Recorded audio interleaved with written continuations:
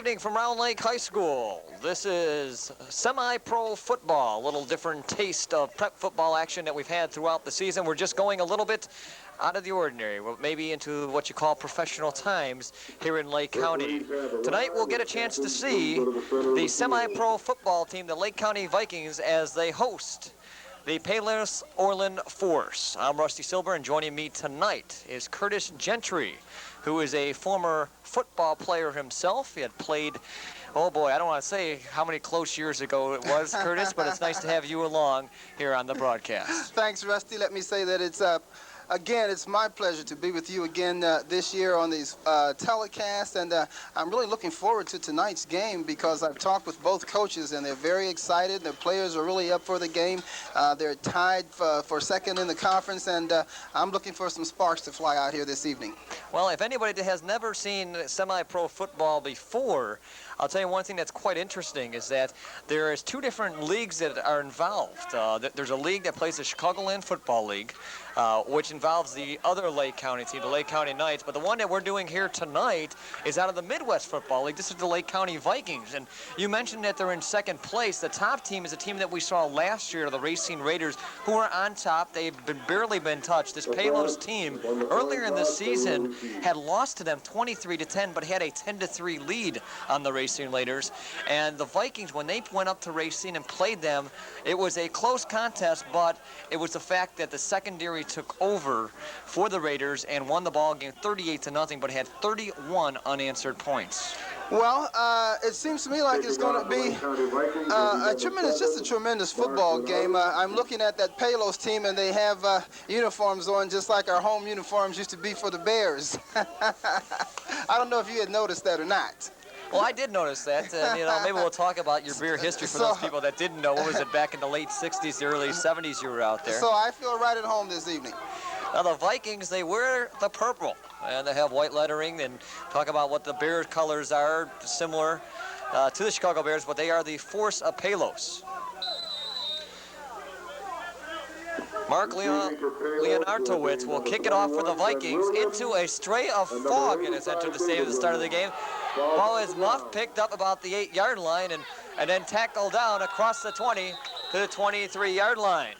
Good coverage on the play by the Lake County Vikings. They had at least 6 to 7 guys in on the tackle of the kickoff, and that tells me that they're really fired up to get to that ball tonight. Try to set up the offense for you. Quarterback Tom Tomlinson will be the one to call the signals for the Force. The running backs will be Jeff Martiniak and Willie Robinson. We'll get the rest of the offensive line together as much as we can here. They go with the pro set. This is based on NFL rules, so 15-minute quarters. Handoff on the first play, and in there on the tackle right away, Todd Menenbach, one of the defensive linemen for the Vikings. That was good defensive play by the Vikings lineman. Only a couple yards were picked up. The coach for Palos told me that they were going to try a lot of things tonight. He's got the people. He's very, very deep in players. So we're looking forward, again, to just a great football game. 2nd down and 10. Martiniak and Robinson split set in the backfield. Looking to pass this time, and it's incomplete. He was trying to get the pass over to David Williams, and great job there on defense, as Darrell Thorne was the one defensively to stop the play. That pass actually should have been caught. Anytime you miss a pass like that, it's just a matter of a lack of concentration on the part of number 85. That pass should have been caught. 3rd down and 10, ball at the 23-yard line. Split set, looking to throw again. Goes across to the near side, over Williams' hands, out of bounds. Defending on the play, Robert Tesh making a great defensive play. Good pressure on the quarterback by the Vikings that time. I think in these situations, a lot of the passing is predicated on timing, and certainly the passer had to get rid of the ball before he wanted to. Running for the Force is number 16, Chris Frederick, receiving from Chris Frederick will be the one to punt, and late coming in, one of the Force players gets on the line. There's a snap flag on the near side, kick high. Great kick. And It's fumbled, muffed on the play, and look who's going to get it. Looks like the Vikings will recover at the 30-yard line. Don't forget there was a flag dropped at the 24-yard line. This may come back, unless the Vikings want to have the ball.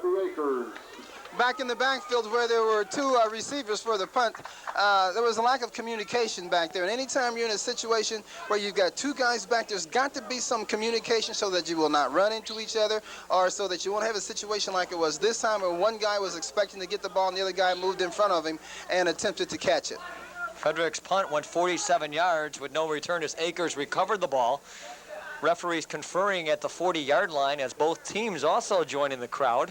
See maybe if they can pick in a little conversation and see what goes on. And the indication was offsides against the offensive kicking team. Well, nevertheless, it was declined. That means the Vikings will have the ball for the first time today at their 30-yard line.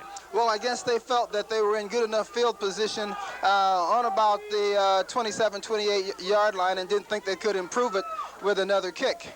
And it looks like we've got some fog rolling in here, Rusty. This is going to be interesting. Doesn't it remind you of what we were talking about this before the broadcast, the fog bowl of the Bears playoffs against the Eagles. Yeah, I hope by the time we get further into this ball game, we'll be able to see the field. John Shoemaker's the quarterback. And he starts out pitching out to Kerry Haight, who's going to take the outside and then tackle down. Short gain on the play, a couple of yards. Let's set up with the rest of the offense for the Vikings. Quarterback is John Shoemaker. In the backfield, we'll see Kerry Haight and Chris Travajan will be as one of the running backs. Wide receiver Jerry Nash and Frank Roos. The other wide receiver, the tackles Chris Doolin and Mike Linestock. At the guards, Troy Rivera and Dan McDermott. And at center, Steve Hoflander. Good pursuit on that play by the Palos Force. They were able to turn the corner, but the pursuit came from the inside and kept it to about a 2-yard gain. Second down, called about 8. I formation this time. Fake pitch, now it's given it to Avajan. He's got running room. First down, tackle down across the 40 to the 41-yard line. Misdirection play by the Lake County Vikings, and it gained... well, I think they got the first down on that. No? It's third down. Well, apparently not a favorable spot for the Vikings. Ball marked on the 40, just shy of the first down marker by about half a yard. Landsberg set up as a wide receiver near side. Ruse on the far side, I formation. Haight now going off, split right. Blitz, looks like a blitz, and this is handoff on the left side, and looks like it might be enough for the first down. Let's see where the referees mark it. Rusty, I don't think he made that. He was stopped right at the line of scrimmage. Unless they get a very favorable mark, I think it's going to be fourth down for the Vikings. Palos came with a blitz that time, and the linebackers were not picked up, so they were able to penetrate. And I don't think that the Lake County Vikings made it. Well, they're going to come out in our first measurement of the evening. And let's see, looks very close. They might have it. They pull the chain, they bring it down, and oh, is this close? Bring out the pen, the index card, anything. Nope, they're going to call it short. You know, short, it looks on the monitor about or 6 angle, inches. you know, an angle that it is in. Apparently, the referees say it's just so short. Okay. I bring this out of my geometric area, the milli-inch. You know that, don't you? Yeah, right. So I'm 1 for 1 so far. But the Lake County Vikings are really showing me something here early in this ball game. They're going to go for it. And the coach must have a lot of confidence in his defense. So the Vikings will try to go for it. 4th and 1, first critical decision. Coming by the acting coach, Bob Lockman, who is taken over the full roles of the team because the head coach, Julian Tucker, is ill. And we'll give a little condolences today, not condolences, but give him the best of our wishes. I hope he gets better. Handoff on the right side, first down and more. First Avajan over the right side. A 4-yard gain and a first down. Just a short line plunge, enough to pick up the first down. Nothing fancy, man-on-man blocking. And they picked it up on the right side of the Viking line for the first down. It was a real gutsy call by Coach Lockman. But I'd like to see more of that. Well, Bob Lockman runs the offense and running actually the full team role. Julian Tucker's been ill. and hopefully he will be better and get back with the team. This is his, he's missed really the last few ball games. And the Vikings, kind of miss him out here, but they're giving the best that they can.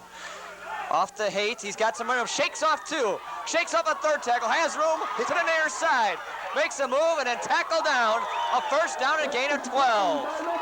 That was a great individual run by number 40 after he broke the line of scrimmage. That number 40 kind of reminded me of Gale Sayers out there, but it was really a great individual effort by number 40. Kerry Haight with that great carry, and give a lot of credit on the tackle there because it took quite a bit to take down Dave Thomas to the force to drag him down by the ankles. Yeah, it was. When you get in the open field like that, you really got to break down and make sure that you make good contact. 1st and 10, ball is at the 42-yard line. The Vikings are now in force territory. Shoemaker might be calling out an audible. Split wide receivers, I formation. Blitz. Handoff Haight, trying to take it to the outside. Slips, falls down, and is tackled down at the 38-yard line. Again, it was an in run to the right. He wasn't able to turn the corner. It's been a little wet out here in Round Lake all day, and so the field is just a little bit moist. So he wasn't able to get his shoulder squared away and start upfield. 4-yard pickup on the play. You say it's been moist. Actually, the last couple days a little bit of rain, and field does not look that bad between the hash marks out here. No, it doesn't. I was out on the field earlier, and it's really not in bad shape. And a little bit of a breeze going left to right, and might play a role for the passing game later on in the ball game. And if this fog keeps rolling in, who knows what else might play a role out here. We may have to get the tugboats out here.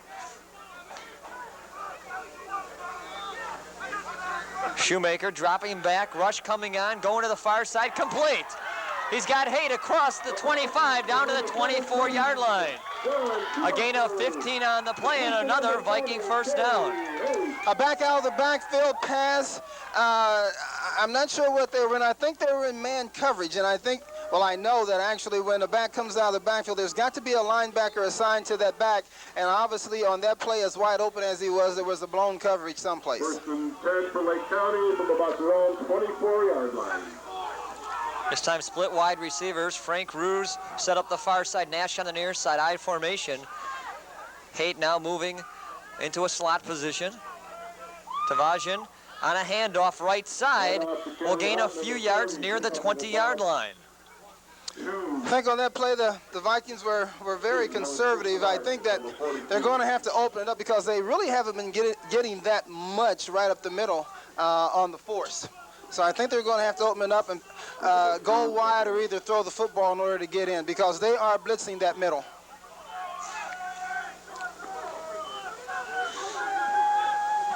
Second down, we'll call it about 8. Ball marked outside the 20 at about the 22-yard line. Shoemaker calling out some signals, now some switching. Haight over to the slot. Tavajian, the only setback. Now Haight going in motion to the near side. Shoemaker on a pitch. Tavajian tries to cut it back in, and I don't think he's going to get anywhere on this one. The Force read that play. And that was great pursuit by the Force. In fact, I think he lost yardage, and you've got a situation where Palos is really getting 5 or 6 people to the football, especially on the end runs. This sets up a third down, to make it a third down situation in 8. Trying to look at that far marker, I almost can't see it now. I think it's going to be rough after a while. Boy, oh boy. And it's funny, we are far away from Lake Michigan, and I'll tell you, the fog is rolling in. Maybe we've moved to San Francisco in this one. But we're not that far from Round Lake. I formation, Nash on the near side, Ruse on the far side. Shoemaker, long count. Fake handoff, looking to throw, has time out to the far side. Ruse goes down, does not make a catch. The ball goes through his hands, and this will set up a 4th down situation, and this could be a routine field goal.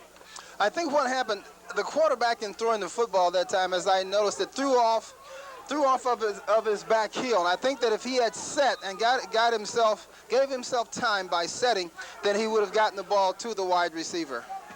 But he threw the ball moving backwards. 4th down. Tom Burgess will set up for the field goal. He has an awfully strong leg. High snap. The kick is going to be short and off to the left. Actually, that was Dan McDermott that kicked the field goal attempt there. I thought Fergus was the kicker, and apparently Dan McDermott was the one that gave the attempt there and left it short, so they miss a 38-yard field goal attempt. There was a great deal of penetration, I know, but at least by one man, and I think that was what threw the kicker's timing off and also drew his attention. But that was a great drive, and they sure did spend a lot of time not to come out of it with anything.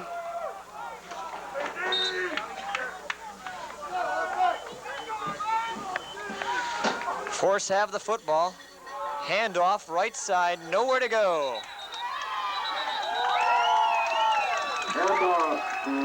Just a simple dive play, man-on-man blocking, and the Lake County Viking football player was better in this instance than the offensive, better than the offensive blocker. But it was just a simple dive, which sometimes can really open up and gain a lot of yardage. By the way, the person that carried that was Bawagwin Murphy. I said that right. Second down. Looking to pass over the middle, complete. Got a receiver, first down and more across the 45 to the 48-yard line.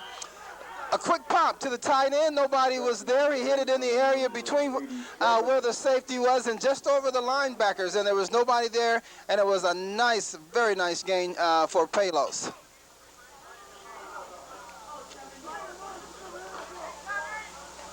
Robert Gee was the one that received that, a 27-yard pickup from Tomlinson.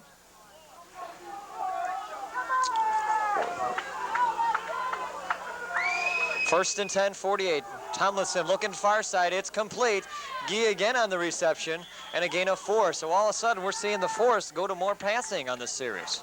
Yeah, the Vikings are in a 4-3, and I can't tell you yet whether they're playing man or zone, but I think what they're trying to do is to get a quick pop to the receivers and then let them run for yardage, and on the last 2 plays, that has certainly worked.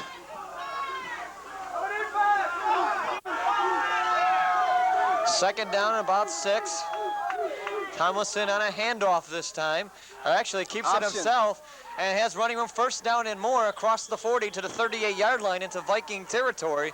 That's enough for another Force first down. That was the triple option. In my humble estimation, after being a college football coach for 10 years, is the most, I tell you, it's hard to cover, especially when you've got a quarterback that can fake the ball well and then run with the football.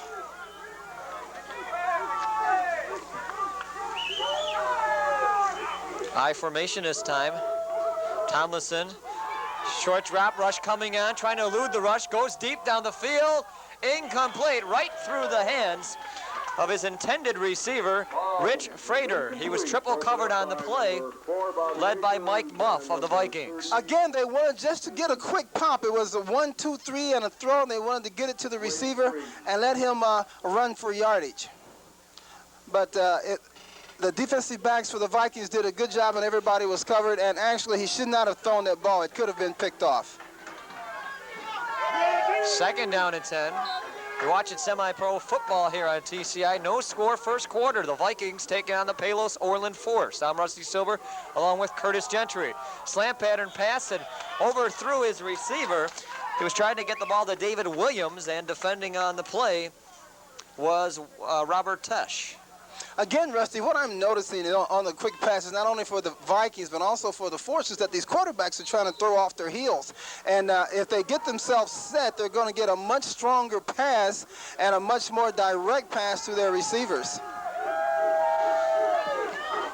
Third and 10. Vikings trying to hold the Force. Fake handoff, rush coming on. Tomlinson eludes the rush, comes over the middle, and nearly picked off on a deflection. Great defense on the play. They kept Robert Gee from getting the football, and Tesh right there again. Another defensive play being around the receiver. That was a bootleg play, and what they were trying to do, all the backs went one way and the quarterback went another way, and they were trying to hit the tight end on a crossover pattern, which is, it can be successful because you've got everybody going one way. Going into the win, the Force will punt here. Chris Friedrich will be the one to take it at midfield, and now they're asking for a timeout as the Force is a little bit undecided out there. That's kind of good. a little time. That gives us a chance to take a look at some other things to mention within the Lake County Vikings. We mentioned that Julian Tucker is the coach. He came on this year in this organization that's been involved for the last 5 years, and unfortunately he's had an illness where he's been involved in and out of the hospital over the last few weeks, and we're sorry to hear that. And hopefully, he's supposed to have been out here to join us, and also join the football team on the field. He should be back hopefully within the next couple of weeks as this football team goes into the playoffs. Well, I'm really sorry to hear about Julian. I was looking forward to meeting him this evening, and certainly we wish him the very best and with his physical challenge, and hopefully before too long he'll be back out here directing this football team. So actually directing the Vikings tonight, the offensive coordinator is actually the acting coach, and that's Bob Lockman. The defensive coaches, Brian Lockman and Jim Hart, are the ones leading the defense, and the player owner deserves recognition for keeping this all together, and that's Rick Starosta, who's number 88 on the field, still playing and playing strong out here. Flag on the play, and the punt gets away. Nice high angling kick towards the out of bounds around the 10-yard line. Flag on the play on the near side. This would have been a 21-yard punt. Let's see what the flag is on the play. Referees conferring, and actually the head referee trying to talk to see what they want to do with the play. Looks like it was against the Vikings. The referees do a lot of conferring, probably too much, instead of going ahead and making decisions. Offsides against the Vikings. Offsides against the Vikings refused. So the Vikings will have the ball at the 12-yard line, a 21-yard punt, and the Vikings start their next possession with 4:26 to go at their own 12. Well, the last time when they had the ball, they had a long drive, but they didn't come out of it with anything. So let's hope that this time that, and I say let's hope because I'm a Lake County resident, so I guess I can cheer for the Vikings. Of course you can. I'm supposed to be objective, right? Oh, come on. But the last time they didn't come out of it with anything. So for their sake, at least, let's hope that they can have a long drive and come out of it with some points. 1st and 10 from the 12-yard line. High formation, split wide receivers. Nash looking to go in motion, now comes back the other way, slipping. Handoff up the middle, and Travasian only gets a couple of yards out near the 13, 14-yard line.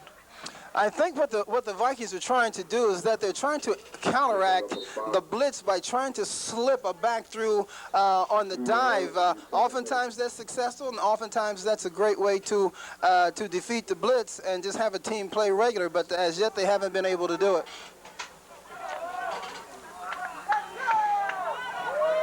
Short gain, 2nd down and 8. Shoemaker looking to throw, far side of the field. Roos steps up and gets it. 1st down and more, cutting back towards the middle, slips, falls down, tackled down about the 27-yard line. In on the tackle for the Force. Having been one of the linebackers, did a good job to keep him from getting more yardage than what he got. Good pass, good reception, and a good run after making the catch.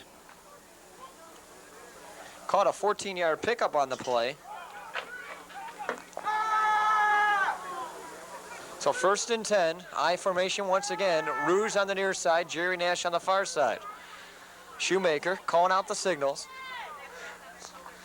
Shoemaker looking to throw this time. Goes a screen out to Haight on the near side. Has blocking down the sideline. 30, 35, cuts it back, and a nice shoestring tackle by number 17, Dave Thomas. And looks like we got a flag on the play back at the line of scrimmage. Holding is called. That's not something you want to see coming from the offensive line when you get a good screen pass working in the right direction. And especially after you have a good screen pass and a nice gain. And something else I'm looking at too on the passes, I think that the cornerbacks for Palos are giving the wide receivers too much ground. So what they're doing is that they're starting out and then they run a hitch. And they stop, the quarterback throws the football, and then they try to run with it. So the cornerbacks for Palos are going to have to tighten up just a little bit more on those wide receivers. So 1st down and 20. The ball's marked back to about the 15-yard line. I formation, Nash. Wide receiver set up on the far side. Ruse on the near side. Shoemaker, fake handoff, looking to throw, has some time. Going deep near the sideline. Ruse goes up. He looked like pushed by Thomas. No flag on the play. I guess you would call that incidental contact, and I guess the referee decided that the ball was not catchable anyway. One of those plays that the referees all they got to do is reach in the pocket, throw the flag, but not this time. And another thing to look at on that, Curtis, is to say where was the ball at the point the contact was. And right. It may not have been catchable. I don't think it was catchable, Rusty, from my vantage point. Of course, we're looking through the fog on this too. Things happen in the fog, they say. I formation once again. Shoemaker looking to throw, rolls out this time, slipping, eluding one, and then got tackled down from his ankles. A loss of 7 on the play. That was a great individual play by number 56, because he did have a man on him. He got the man off of him and made a great shoestring tackle. Steve Cicero was the man that got him by the shoestring. He might have pulled the shoelaces off. Great job by Steve. Great job. Ball all the way back to the 6-yard line. Big loss on the play. So 3rd down, and oh boy, let's add this up in my calculator. 3rd down and a whole bunch. 3rd down and about 28. Vikings have to get out near the 35-yard line. Looking to throw near side, screen pass Haight. He's got some room down the sideline. Cross the 10, trying to cut it back, and then tackle down around the 20-yard line. Gets back about 13, 15 yards. That'll give a little bit of punting room for the Vikings. Yeah, and I think that was what they needed. They needed to get the ball out far enough where they could feel safe to punt. And I think the screen call, even though it was thrown behind the line of scrimmage in the end zone, I think that it was a good call because it certainly fooled Palos, and it was a good gain. Not sufficiently enough to get the 1st down, but at least they can feel safe punting the ball. And Palos is going to get this ball in great field position. Leonardowicz back to punt. High Bad snap. And he does get the kick away, and he gets hit after he gets there is away, the flag. and he gets a flag on it. So he really earned his money because he did catch the ball. That's the key thing. He caught the ball. If it hit off the ground, that means he can get hit. So he got the ball away and actually earned himself the penalty. Now, there's a thing that says, is it roughing the kicker? And I forget running into the kicker. So we're going to have to see, because roughing the kicker is an automatic 1st down. Running into the kicker, I think, is just 5 yards. I think this might be roughing the kicker because he had caught the ball in his possession, had the amount of time. It looked like he was trying to run away from it, but still got the football away. And the defender came in but did not get a hand on the football. So the referees are discussing on him if it's running or roughing. Number 7, the punter, also did a great acting job. Well, he is a kicker out of UCLA from a couple years ago, and certainly earned his money's worth out there. You know, it's football. I'm sorry. It's interesting. When I talked to the coaches before the game, they were telling me about some of these players. Some of them have gone the junior college route. Some of them have gone to 4-year institutions, and some of them graduated. Some of them didn't, and they played football. So, you know, we're not just looking at a ragtag operation here. We're looking at some fine, polished football players who know how to play the game. So the penalty is called roughing the punter, and leaving it at the 15 yards is still good enough for the 1st down marker too, in case they wanted to do it. But nevertheless, it is a 1st down for the Vikings, and a big break for the Vikings now that they have 1st down at about the 37-yard line. That was a very undisciplined act by Palos, the young man who hit the kicker. He has now given the ball back to the Vikings. Clock winding down here in the 1st quarter. Bad snap, ball loose on the field. Shoemaker gets on top of it, and that's going to be where the gun will sound here at the end of the 1st quarter. We've played a 0-0 tie so far, as the Vikings and the Palos Force have ended 1 quarter of play. Just a reminder here on TCI, our next prep football game of the week, we'll travel ourselves over to Marion Central, where we get a chance to see the Hurricanes right in the thick of things. We're in the Northwest Suburban Race, as they will host the Wakanda Bulldogs. You'll see those games Monday at 7 and Thursday at 4:55. Quite an interesting showdown that will be going to the last couple weeks, Curtis, because I found out Marion Central was a winner over Grays Lake, so you have Grant 3-0. Round Lake, Wakanda, and Marion all at 2-1 with 2 weeks to play. It's anybody's ball game. Well, it does sound like that it's going to come down to maybe the last one. One more week to go? Two more weeks to go. Yeah, so it seems like it's going to come down to that last week to determine who's going to be the conference champ in that league. Of course, the way that conference has been through the first 4 weeks of the season, they were 4-20 to start out. So one team may walk into the playoff system at 3-6, but if you can believe that or not. You ready for the second quarter? Vikings have the ball. Second down, about 12. It was a 2-yard loss on that fumble.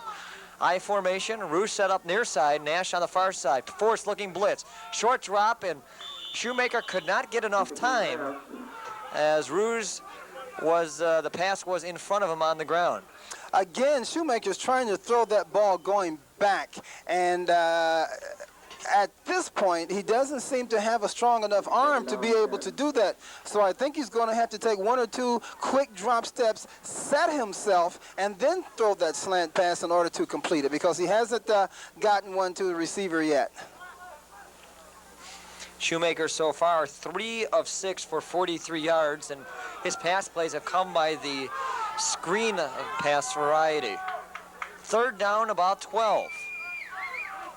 Ball at the 33-yard line. Shoemaker rolling back, rush coming on, screen pass to Haight. He gets it, tries to cut it back, and taken down by the ankles. Boy, the force is showing their force as they're grabbing onto the Vikings and not letting go. Number 19 made a tremendous open field tackle. We heard the pads coming together all the way up here. Again, that play was just slow in developing, so therefore the defense had a chance to really come over and get themselves in a position to stop it. Johnny Sago was the one that you're alluding to, the one that made the ankle tackle and not letting go. Bringing down 4th down. Mark Leonardowitz back to kick at about his 14-yard line. He gets this kick, high kick, coming down quick, will bounce across the 40 and roll itself out of bounds at the 31-yard line. Of course, it's going to have pretty good position to start this series of downs with, well, again, something that's amazing to me. I really do not understand why these safety people on the punt returns do not come up, signal fair catch, and catch the ball instead of letting it hit and roll 10 or 15 more yards, putting their team farther back. I don't know. That punt travels 41 yards and no return. 20 on the ground. Well, it always helps when you're kicking into the wind. Tomlinson, I formation this time. Handoff left side. He has some running room, cuts back, and that'll be enough close near the marker. Willie Robinson carried the ball for the force across the 40. They'll mark it about the 41, so a gain of 9 on the play. Yeah, it's going to be just a little short. That was a slant play with a lead block. You had a lead blocker kicking out on the end, and a lead blocker going up through the hole, and it went for great yardage.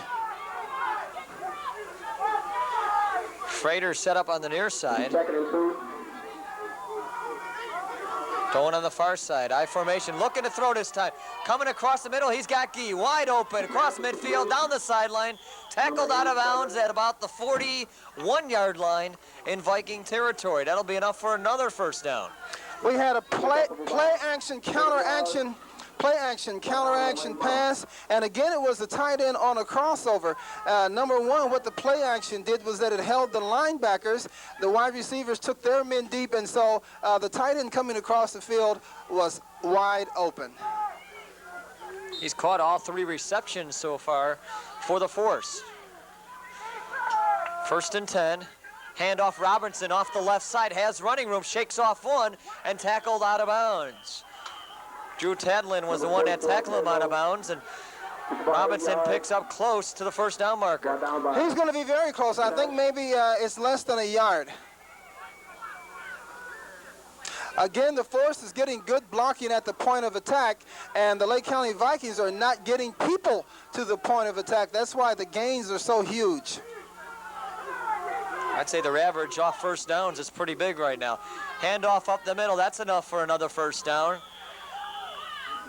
as Martiniak Up the middle. gets the first down. Just a simple dive play in order to get the first down, man-on-man blocking. And it seems like to me that the Lake County Vikings now kind of got their heads down, kind of hanging a little bit. I don't know about their condition because at this point they look a little tired. And it's only the second quarter. Early second quarter. Force is taken to the Vikings through the middle, it looks like. 1st and 10. Handoff Robertson. Oh, boy. Behind the line of scrimmage. Paul claps. A big takedown and a loss of about 5 yards. Great penetration by Paul, and if you want to stop an offensive surge, certainly that is the way to do it. You penetrate, get into the backfield, and stop the runner. Looks like a 5-yard loss on the play. Yeah, it was significant, and let's see how that affects the force. Second down, we'll call it about long 14, I formation. Fake handoff, rush coming on. Thomason breaks away, throws down the sideline, wide open, incomplete. It was trying to hit his wide receiver, David Williams. Good defense on the play. Looks like Dwayne Springs was the one defending, but fortunately that pass was overthrown. Well, and it was also unfortunate that the quarterback did not throw the ball back to the middle of the field toward the goalpost because there was nobody there, and that was the direction in which the wide receiver was running. But I think actually he lost sight of the receiver. Of course, with the wind out here, blowing actually now about 10 to 15 miles an hour with the quarterback in this situation, might have something to do with that throw going beyond the receiver. 3rd down, 14. Fake handoff. Thomason looking to throw over the middle, and Touchdown. it's incomplete. You almost called it right that time, Curtis.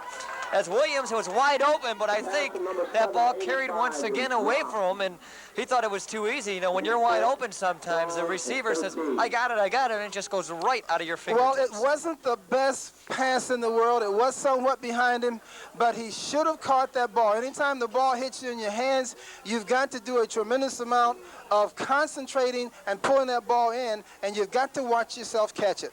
It was a catchable football. Chris Frederick will try a 48-yard attempt here, and these guys can kick. You'll be surprised. This is with the wind, high kick. It will be short underneath the crossbar. So each team has had attempts for field goals in the opening 2 quarters, and neither team has come up with any points. Well, we have a situation here where both teams are really driving the ball up and down the field, but somehow or other, because of a drop pass or because of a fumble, they aren't able to get into the end zone. And again, when you get down within the opponent's 30, that's when you've got to concentrate more. That's when you've got to keep your mind on what you're doing and come out of it with some points. By the way, if you have not followed the Vikings, they have been very successful throughout this season. They are 4-1 within the conference. They beat a Chicagoland Football League team last week, the Indiana Renegades, 16-0, but they have been averaging over their opponents 29 points per game. So the Vikings can put points on the board, but this Palos team is certainly giving them a contest so far. Fake handoff, Shoemaker will take it himself. He's got some running room, stretching for the sideline, takes a hit, and down for about a yard or two. Shoemaker's going to have to learn how to slide because that was a tremendous amount of contact on him.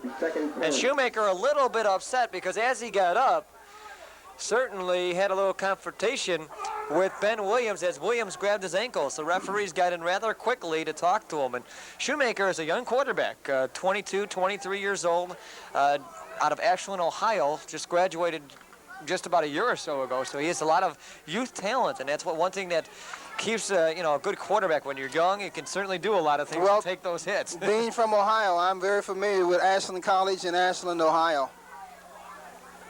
Short gain on the play, about to I formation this time. Shoemaker, handoff. Devashian lost the football. I think the Vikings got it. And I don't know if the Vikings have this one. Nope. Nope, it looks like it was picked up There by was the a force under the pile. Looks like it was number 58 that recovered the fumble. Now we're going to see. We've got a quick turnover here. So now we're going to see what the defense of the Lake County Vikings is made because they're on their about their own 32-yard line.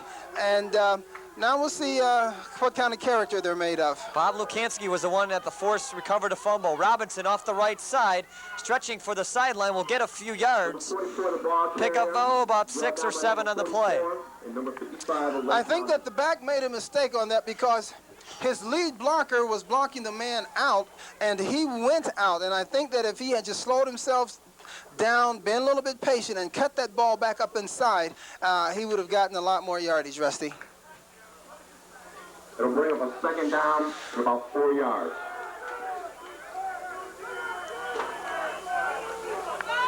Second down, about 4. Short drop, looking to pass. Now fake pump, goes to the side, and incomplete. Bobby Akers delivered a hit on the wide receiver, David Williams, and Williams got up saying, "Where am I?" It was a tremendous hit. That time the Vikings were in a double zone. They had 2 men deep playing on the hash marks, 5 men under, and 4 on the rush. But again, the timing of the pass was off. It wasn't a very well thrown ball, and that way a quarterback can set up a receiver to take a hit like that. So the timing has to be better. Third down, 4 yards to go. I formation this time. Have a tight end, a wide receiver jumping on the line. Flag on the play now. Robinson with it off the right side. Takes a hit. Goes across the 20 to the 17-yard line. That's enough for the first down, but let's see what the flag is on the near side. Now that was the type of running that I alluded to before. This time, with the lead back kicking out, the running back went up inside, and he got a lot more yardage.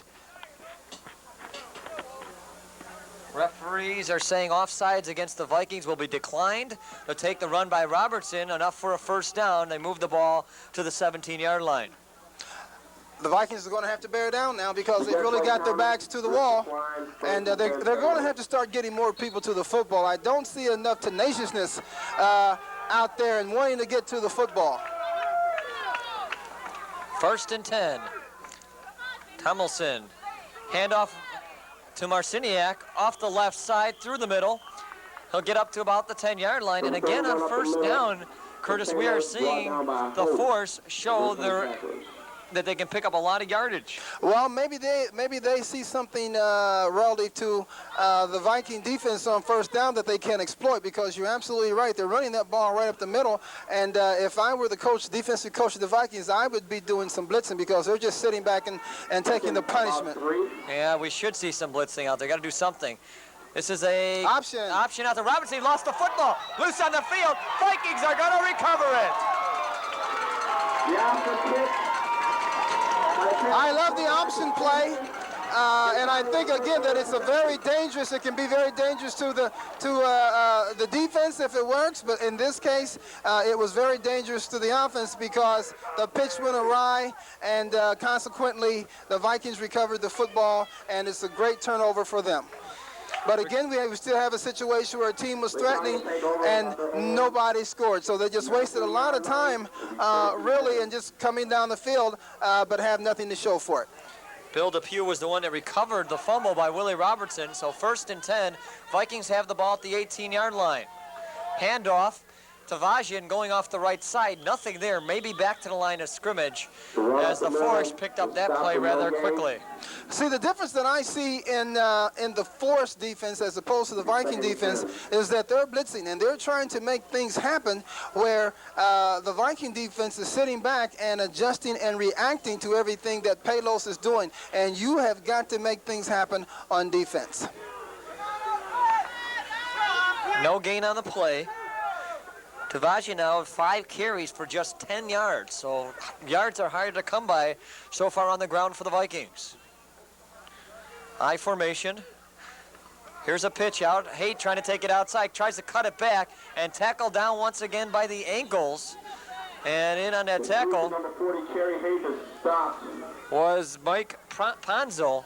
You know, one thing I've noticed is that a lot of these players by the Force are grabbing the ankles. They don't want these Vikings to get loose.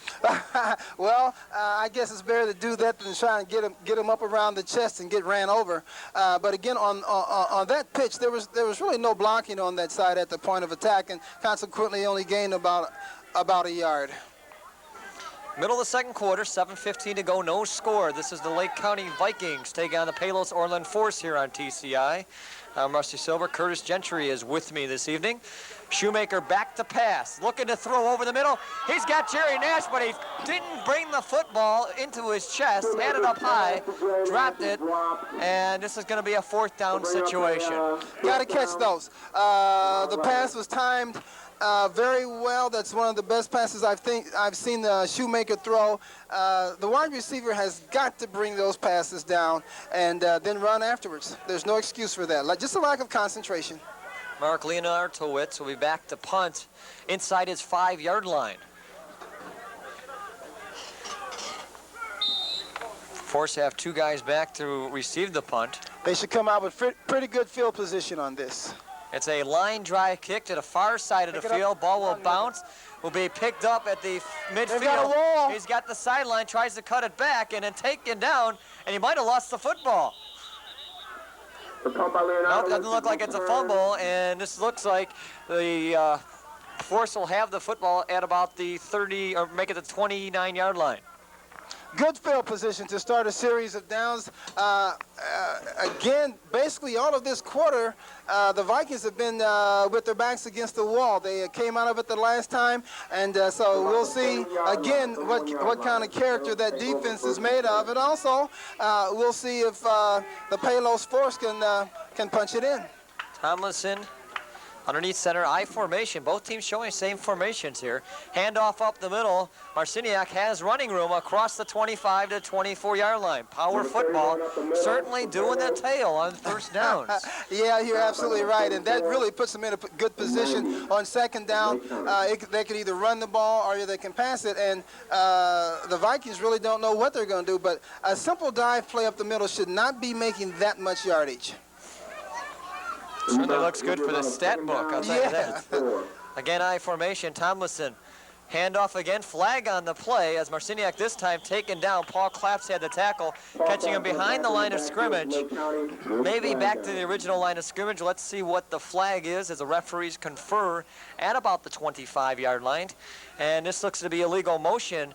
And I might have seen the quarterback just before he snapped the football made a hesitant move with his left foot, and sometimes these referees will catch that, and they will call that here in this league if the quarterback jumps out too quickly. Oh, is that right? Because I know in the pros and in college they do that all the time to either start motion or signal for something, and they never call it.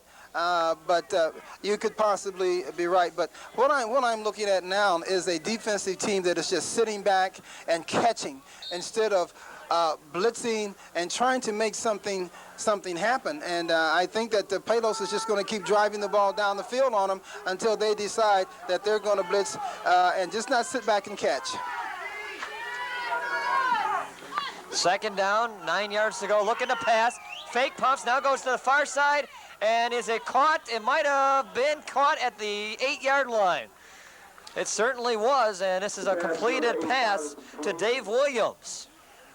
Good catch by the receiver. In fact, it was a very difficult catch. He caught it on the way down. But again, I'm looking at these quarterbacks who are throwing off their heels, and I don't know why they're not getting set. I don't know if it's because they're conscious of a pass rush or what. But if he had thrown that ball to him, that would have been a touchdown. 21-yard pass play. Ball is down to the 7-yard line. Handoff Marciniak right side, and he's stretching, pushing his way towards the goal line. I think he's going to be short of it by a couple of yards. Yeah, he's short. And again, it was just a simple dive play. And I hate to beat a dead horse, but the Vikings are going to have to do something different in order to stop this ground game by the Palos Force. Called a 3-yard pickup, ball down to the 4-yard line. Big Chris Bubba Haith into the lineup, 5'11", 315 pounds to try to stop the running game. Handoff right side, Robertson goes in uncontested.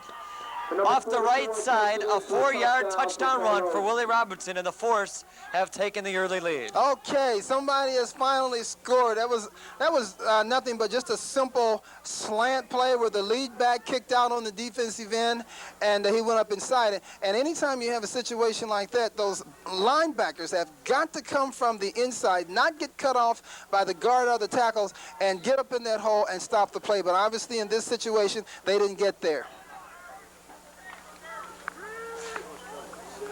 Privilege to try the extra point. Some jumping on the line. Looked like the right side of the offensive line. Maybe number 71, if I pointed it out correctly. He was the culprit. Tyrone Simpson. Hey, he was a culprit. Big guy, too, for this guy. In fact, on their roster here, they have Tyrone listed at 6'6", 290 pounds. Well, he looks big enough to eat hay, but the bad thing about it now, instead of kicking an extra point, they're going to be kicking from field goal distance because someone did not concentrate.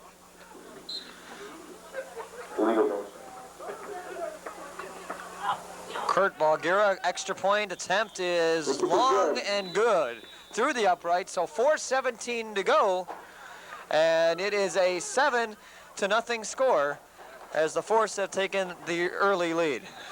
Well, as I said, finally we got a score. Some team finally punched it in. We have a very good football game here. There's a lot of action. We've been moving up and down the field constantly. It's just too bad that one team has not scored, and that's our Lake County Vikings. But it's a very entertaining football game. You know, the key on the drive there that went 5 plays, 30 yards, was on the punt return by Dave Thomas as he took it 21 yards to the 30-yard line and actually set up the drive for the Force.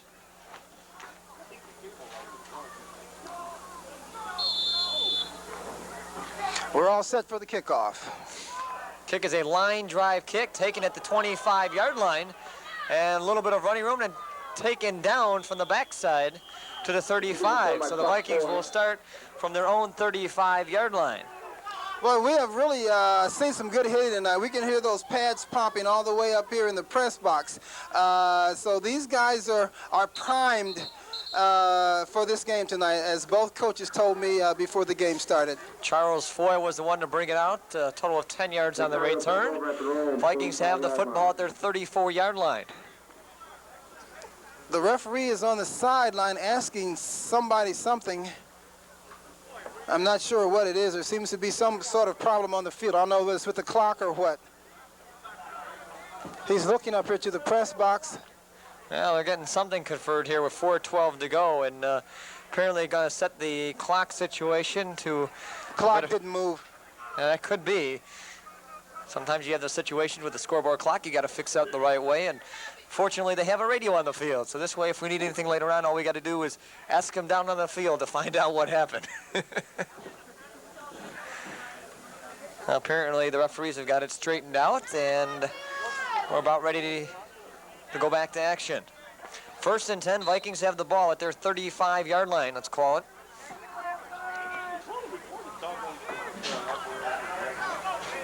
Shoemaker bring him up to the line of scrimmage. Nash out far side. Ruse the wide receiver on the near side, I formation. Tavajian and Haight. Now they split it around, shotgun this time. Haight in the slot, Tavajian the only setback. Rush coming on. Goes to the near side, Ruse has the ball, tries to make a move, shakes off one. Now the sideline, 40, 45, cuts it back, makes a move, ran into his own player, fell down, but he wasn't touched, but the referees called the play dead. We have a penalty on the sideline. And we have a flag, which is sitting at the 45. I see it now. And unfortunately, that Ruse had to run into his own player. He ran into big Jim Casio, one of the linemen at 5'9", 230. It looks like the flag is against the Vikings. They're gonna take it back, but that was a fine pass, a great run after the reception. And if those big guys would get down the field and throw on somebody, then they would stay out of the runner's way. I really hate to see that. Well, apparently it was at the end of the run where a clipping occurred, so it was a 10-yard pass and then the 15-yard walk-off. So now the referees are conferring something here. And this should be Be first and 15. First and 15 on the play. Something like that can really hurt a drive, and I think, again, something's wrong with the clock. Apparently clock problems, trying to get the clock organized. And looks like they're trying to get the clock fixed and get that organized. You know, penalties like that can really hurt you in a game, Curtis, especially when you get something working for you and then all of a sudden something, you know, like a penalty can just turn around your momentum. Sure it can, and they were driving the ball. They had a good pass and a good run, and now they've got first and 15. They've got to dig themselves out of this hole again. Fans trying to get into it here. How about the offense? Rush looking here, jumping on the line. Unfortunately, this would have been offsides if they would have snapped the football, but one of the linemen, apparently Troy Rivera, had to jump on the right side of the line and missed the count. So legal procedure against the Vikings, and now we're back to first and 20. Well, again, we just have the Vikings self-destructing, and when you're in a situation like this and you're going backwards, and when you know that you're having problems, then that calls for a lot more concentration. The linemen have to listen for the quarterback count and not go on what the defensive people do. That's a good thing to say. A lot more focus out there and concentration, what you got to do on the field. First and 20. 2:20 to go here, first half. Nice cut move. Hates got running up to the middle. Now we'll cut around the side. Shakes off two, spin move, and then tackled down by the ankles again. A 16-yard gain on the play, and the ball up to the 41-yard line. And this should bring us down to the 2-minute warning. A great piece of running by number 40. He's showing a lot of emotion out there. Just a great run, just a great individual effort on the run once he broke the line of scrimmage. 2-minute warning now. We're actually at a 1:57. Don't forget, we are playing the NFL rules, or the equivalent of, so you're playing 4 15-minute quarters, and there is an official timeout with 2 minutes to go at the end of the second quarter and then at the fourth quarter. So in case we end up in a tie here, we'd have to play an extra period.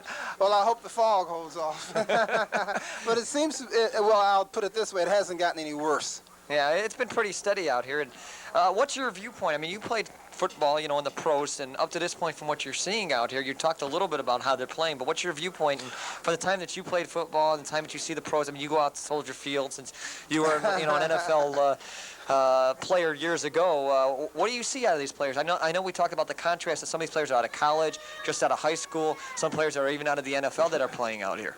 Well, I see a pretty good brand of football. I've seen some good hitting. I've seen some particularly good running by both of the starting tailbacks for each team. And, you know, and I know that in this situation, you know, you have guys who are not in the best of shape, trying to play football just on weekends. But it's a pretty good brand of football. I'm impressed. And 6 yards. Now second down and about 6. This is a handoff to Vajian, or Haight with it on their side, stretching it out, has the first down and more, and tackled out of bounds. A pickup on the play of about 10 yards, and the ball's at midfield. Again, it was a good piece of individual running by number 40.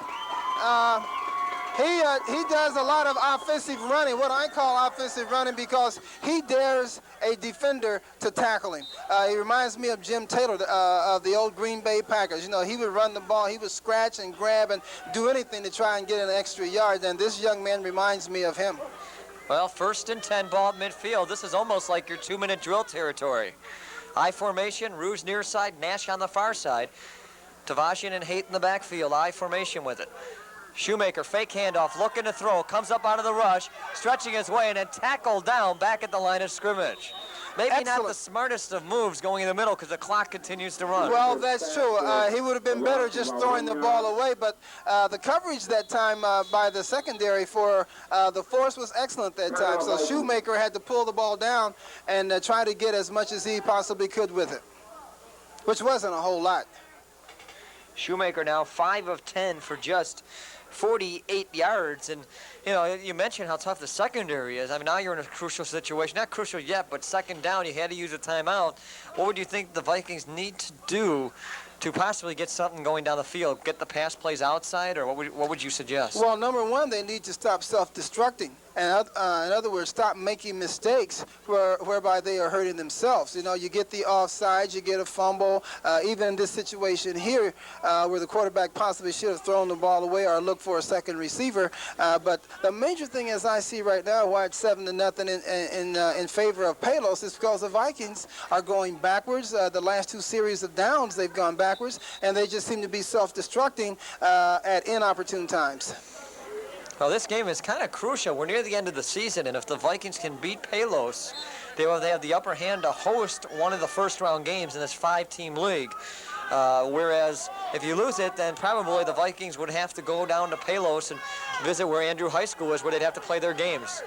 Haight going off the right side for only a gain of a yard.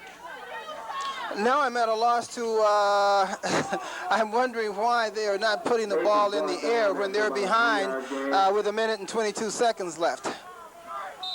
Well, if Palos was smart, they might have called timeout on it. 3rd down and 11, and a 3rd down and 7, and now Shoemaker throws the ball down as flags fly. We had some offensive linemen moving before the snap of the ball, and I think that's going to be what it is, yes. I don't understand why Shoemaker would do that, though, throw the football down, unless he thought that he had caught them offside to do that. Well, what do you want to do? What that signifies is that you want to stop the clock in order to call a play, but the clock hadn't even started yet. So, again, I'm at a loss as to why he did throw the ball down, Rusty, just like you are. 3rd down and now a long 15. Ball back to the 45-yard line. 1:13 to go here in the 2nd quarter. Vikings trailing 7-0. Ruse on the near side. Nash on the far side, I formation. Now they put Haight as a wide receiver. Shoemaker looking to throw this time, has time, goes to the far side, up in the air, and looks like it might have been caught off a deflection by Jerry Nash. But it was incomplete. Landsberg was the one in the intended receiver coming through in front of Nash. Good defensive play on the far side of the field by the force. Well, I think what the Vikings did that time is that they just wasted 3 downs. I don't understand the play calling being down 7-0, and with the time that is left in this first half, I really do not understand the play calling. So again, in my estimation, they just wasted 3 downs there and really came out of it with nothing. And now the referees are trying to place the ball down on the right mark. They originally put it at the 50, and the ball is actually across the 45. Now they got it squared away. Leonartowicz to punt again back at his 30-yard line. Gets a good snap. Takes his time, gets a line drive kick that will bounce at the 25-yard line and just dribble out of bounds. And not a bad kick on it, but nothing major, about 32 yards on the punt. So with 59 seconds to go, the force, will they hold on to the football or will they try to get something on the board? That'll be interesting to see, because 59 seconds is certainly enough time to get at least down far enough where they can attempt a field goal. So we'll see whether they play it conservatively or not, or whether they try to get 3 or 7 points. Yeah, the Vikings today, their opening drive was a good one. Unfortunately, they missed a 38-yard field goal attempt, but then they punted, they fumbled, and they punted consecutively. So the drives have been hard to come by for the Vikings. Tomlinson flags on the play. Might have been some jumping on the offensive line. Throws the far side of the field. And what a great catch on there. Looked like it was received on the play by the Palos receiver, by number 86. Number 88. Or actually 88. You're Good right. call on that. Big tight end. Clefman. But let's see what the flag was. Yeah, legal procedure against the offense. I certainly picked that one up. So that was one of those plays where they don't mean anything and they come back and only took a few seconds off the clock. Actually, give credit there to Tesh. Robert Tesh came up and made a nice defensive play, and unfortunately, the receiver came in with a great reception.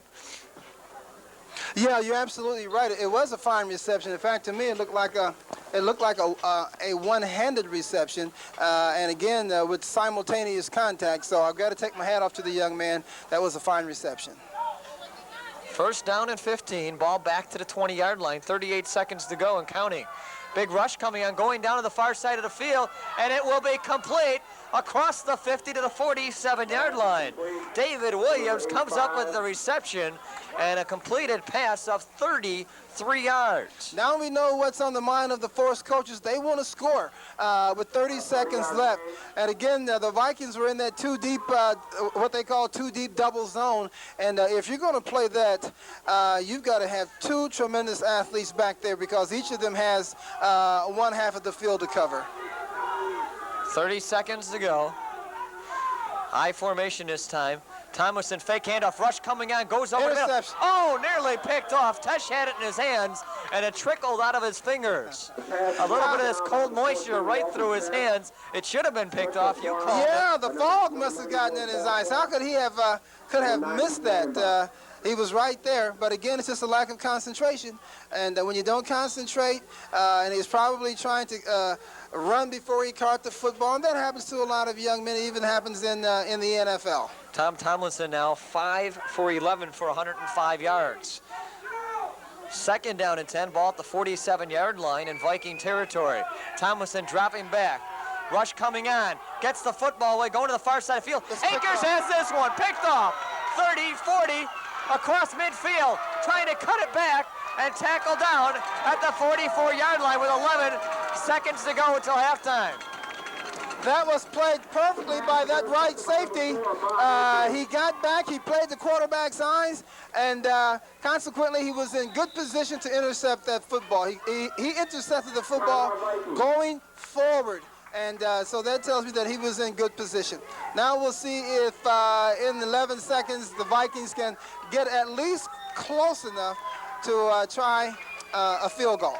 The only thing is, though, the way they're going down the field, they'd have to go against looks like about a 10-mile-an-hour breeze in their faces. So, if anything, you probably want to get down inside probably the 20-yard line to get a good field goal shot. Well, I would say that they've got at least time for at least two plays if they throw the ball quickly and far enough and then get out of bounds and then get their field goal kicking unit on the field.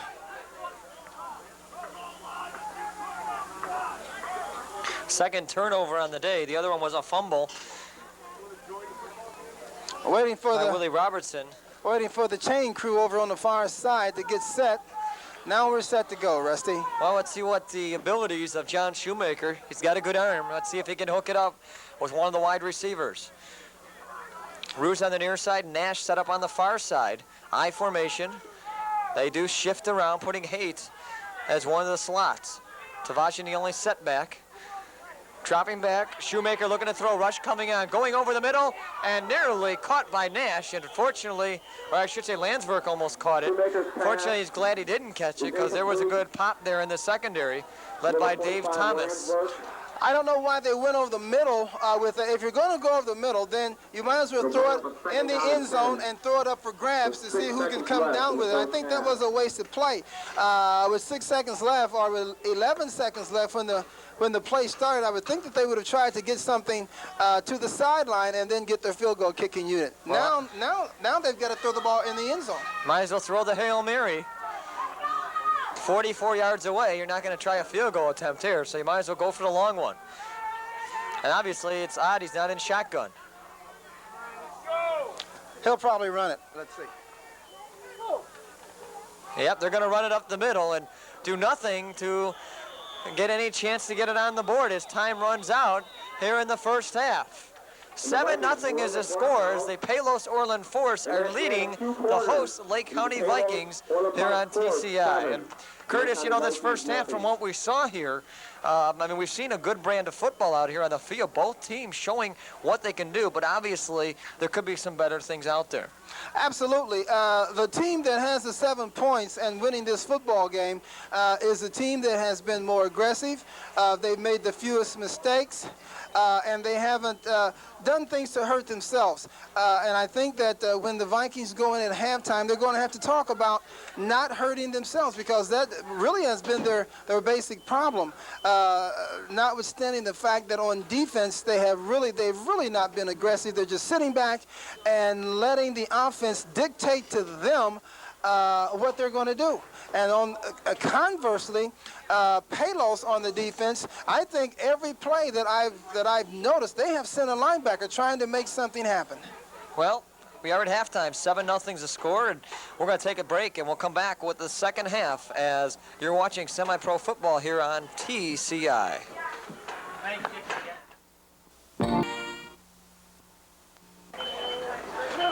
Welcome back to Round Lake High School. We're getting ready for the second half of action where Palos Orland Force are leading the Lake County Vikings 7-0. I'm Rusty Silber along with Curtis Gentry, who has joined me this evening. And a little bit of statistics in the first half. Palos Orland Force a total of 164 yards, 105 in the air, 59 on the ground. Quarterback Tom Tomlinson with 5 of 12 for 105 yards and 1 interception. For the Lake County Vikings, a total of 91 yards, 47 on the ground, and 44 in the air in the first half. And Curtis, you did some peeping with both coaches out there. What did you find out here as we kick it off? Well, I found out from both coaches that basically they aren't going to do anything different, but they just want to do what they were doing better. And especially for the Round Lake Vikings, the coach said that they were just basically self-destructing, as I had mentioned prior, or in the first half, that they were just self-destructing. So he talked to them about cutting down on their mistakes, and they're just going to keep on keeping on. Keep on, huh? Robert Tesh was the one that brought it out for the Vikings for a 12-yard return out to the 35-yard line. That's where the Vikings will set up on their offense, and they're going to need to get something going right off the bat. You know, their opening drive in the first half was their best drive, and they got close, but then missed a field goal from 28 yards. Yeah, that's true. And Bobby said that they were going to try to give more variations in their formations, and again, just keep running their basic offense, but just cut down on the mistakes. High formation now. Nash in the backfield. This is a pitch to Nash, and the Palos Orland Force picked that play up rather quickly. That'll be a loss on the play of about 7 yards. Rusty, one thing that I saw that I mentioned and I talked with the coach from Palos about is the fact that on every play they're either blitzing a linebacker or the strong safety. And again, it's something that's going to cause some confusion in the backfield, just like that did. Second down, long yardage. We'll call it about 16 yards. Ball back to about the 28-yard line. Nash set up as a wide receiver on the near side. Ruse on the far side. I formation. Haight now in motion, setting up as a wide receiver out to the far end. Long count. Shoemaker rush coming on. Will go pass complete to Landsberg. And Nash was in the area. This will be a completed pass for about 6-7 yards back to the original line of scrimmage. There had to be a mistake on that because they had two wide receivers standing right by each other. So someone made a mistake even though the pass was completed for yardage. One of those two guys was out of position. Pick up a 5. It'll be 3rd and 10. So 3rd and 10, and this will be one of the crucial situations for the Vikings early here in the second half. Shoemaker possibly changing a signal at the line of scrimmage. Force showing blitz, rush coming on. Shoemaker eludes the rush, goes looking sideline. Now will keep it himself and takes a hit and pushed out of bounds. A gain of about 3. I don't know why Shoemaker didn't look downfield. Looked like Landsberg was wide open. Well, I'll tell you one thing. As I said in the first half, he must be a very strong young man. And I don't care how young and how strong he is, he better learn to get down. Usually John Shoemaker is the one to go down or go out of bounds. In recent games that I've seen him out here, he takes the route to the out-of-bounds marker, but maybe he saw something we didn't see down there. Yeah, that's a couple of pair of shoulder pads on his body. The young man, he's gonna have to learn to get down because it's always open season on quarterbacks. Leonardowitz back to punt once again. He's done this numerous times. Low snap, gets the kick away and gets hit. No flag, it must have been deflected. Ball bounces, Thomas will let it go by him, and this will be stopped at the 20-yard line. The coaches along the side asking for a flag, did not get one this time. I'm at a loss as to why they did not get one either, because the young man did not touch the football, and he did make contact with the kicker. 46-yard punt, no return, and the Force will have the football at their 22-yard line. And right now I want to take a moment here and see if we can bring in one of the PR people for the Vikings, and that's Debbie Lockman. And Debbie, I know you have put together a lot of good things for the Vikings, and while the game's going on here, why don't you tell us a lot of things that you have done to get this program to where it is today? We just recently put out a poster with our offense and defense that we have distributed around Lake County area to get the fans to realize that there is a semi-pro football team in Lake County, which we've been around for quite a few years. We recently just had a fundraiser at the Oakwood Health Club in Waukegan, and we've just been having various fundraisers throughout the year. Now, this organization's been involved, I understand, for like 5 years, and I've had a chance to see how this has grown within the last year. And what steps is the organization looking to take this to bigger and better things within the next year? Well, I think this year a lot has to do with our coaching staff. We have added new additions to our coaching staff, which has helped tremendously. We brought in PR people such as myself to let people know that there is a semi-pro football team in Lake County, and a good one. Long pass downfield and incomplete as they were trying to get the ball to Dolan on a long pass, so this will set up a second down, long yardage to go. And Debbie, one thing I must admit, you guys have done a good job. We've seen more attendance come out here than what has been in the past, but I know for sure you want to get more people out to the ball games. Your next ball game that you guys have is the ever tough Racing Raiders, but then you have the playoffs coming in after that. And basically, what are the good things you want to get the fans to come out here, to lure them out here a little bit more? As far as getting the fans out here, there's a good football team out here. We have a lot of good talent on the team. We want them to come and support us and basically just root for their Lake County teams. Well, you can see them out here. We're doing this game tonight, but you can see the Lake County Vikings out here at Round Lake High School to have the game next week against the Racing Raiders, and they're going to need a lot of good support out here. So basically, come on out and see them at Round Lake High School. The game starts at 6 o'clock, and they're going to need a lot of support because it's a tough team to come down, the top team in the league in the Midwest Football League. I'd like to thank Debbie for coming up here, the PR person, and ever beautiful as she is, shiny face and everything, she puts a lot of beauty into our broadcast here this evening. I can attest to that. Thanks a lot, Debbie. I would just like to amen what Debbie has said. Again, we are seeing a very good brand of football, and I think that not enough people know that we do have a Lake County Vikings semi-pro football team, and we need to support this team. Come out and watch the ball games. Bring the uncles, the aunts, the children. It is a good entertainment thing for the people here in Lake County. Well, while we're gone, Williams caught a 7-yard pass, so this will make it a 4th down and about 5, ball at the 25-yard line. And one of the few times tonight the Force will punt the football. They're late getting organization on the line when the lineman almost slipped and fell down. Big rush coming on by the Vikings. They try to get in, but Fredridge gets a high kick. Fair catch is called, and down is Haight at the 32-yard line. A 43-yard punt, no return. Vikings have the ball at their 33-yard line. Okay, we'll see now if all the halftime chatter and all the coaching comments that were made, the adjustments, we'll see if it pays off this half for the Lake County Vikings. Again, the major problem with them has been that they have been self-destructing. They've got to cut down on their mistakes. If they do that, drive the ball down, and I think they'll score. 1st and 10, Shoemaker calling out, changing around the signals. I formation, Ruse near side, Nash on the far side. Force showing blitz.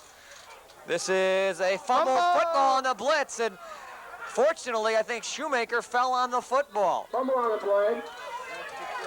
It looks like they did. I don't see any signal of anything else. And the big rush on the front of the line has certainly forced the Vikings almost to a turnover. Yes, you're absolutely correct, Rusty. One thing that that the Vikings have not adjusted to. They haven't adjusted to that blitz yet. That blitz, that penetrating blitz, as a matter of fact, has caused them all kinds of problems in their offensive backfield. So they're going to have to adjust to that if they expect to do anything with that football. Oh, you think they go to a shotgun situation just to get away from it? Well, you would think so. Let's see. Shoemaker again underneath center. Long yardage, the rush coming on. Haight breaks away down the sidelines, has running room, takes his speed 45-50, and takes a hit, still on his feet across the 45 to the 44-yard line.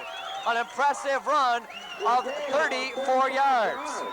Well, there's that old saying, Rusty, that you live by the blitz and you die by the blitz. And that time, fortunately for the Lake County Vikings, they were able to get outside of the blitz, and consequently a tremendous gain by the Lake County Vikings. You know, the funniest thing is, not funny, but the infamous thing is Kerry Haight, he got hit at the 45-yard line, still stood on his feet. Yeah, he's got great that's something balance. you don't see at high school level that you can see here at semi-pro level.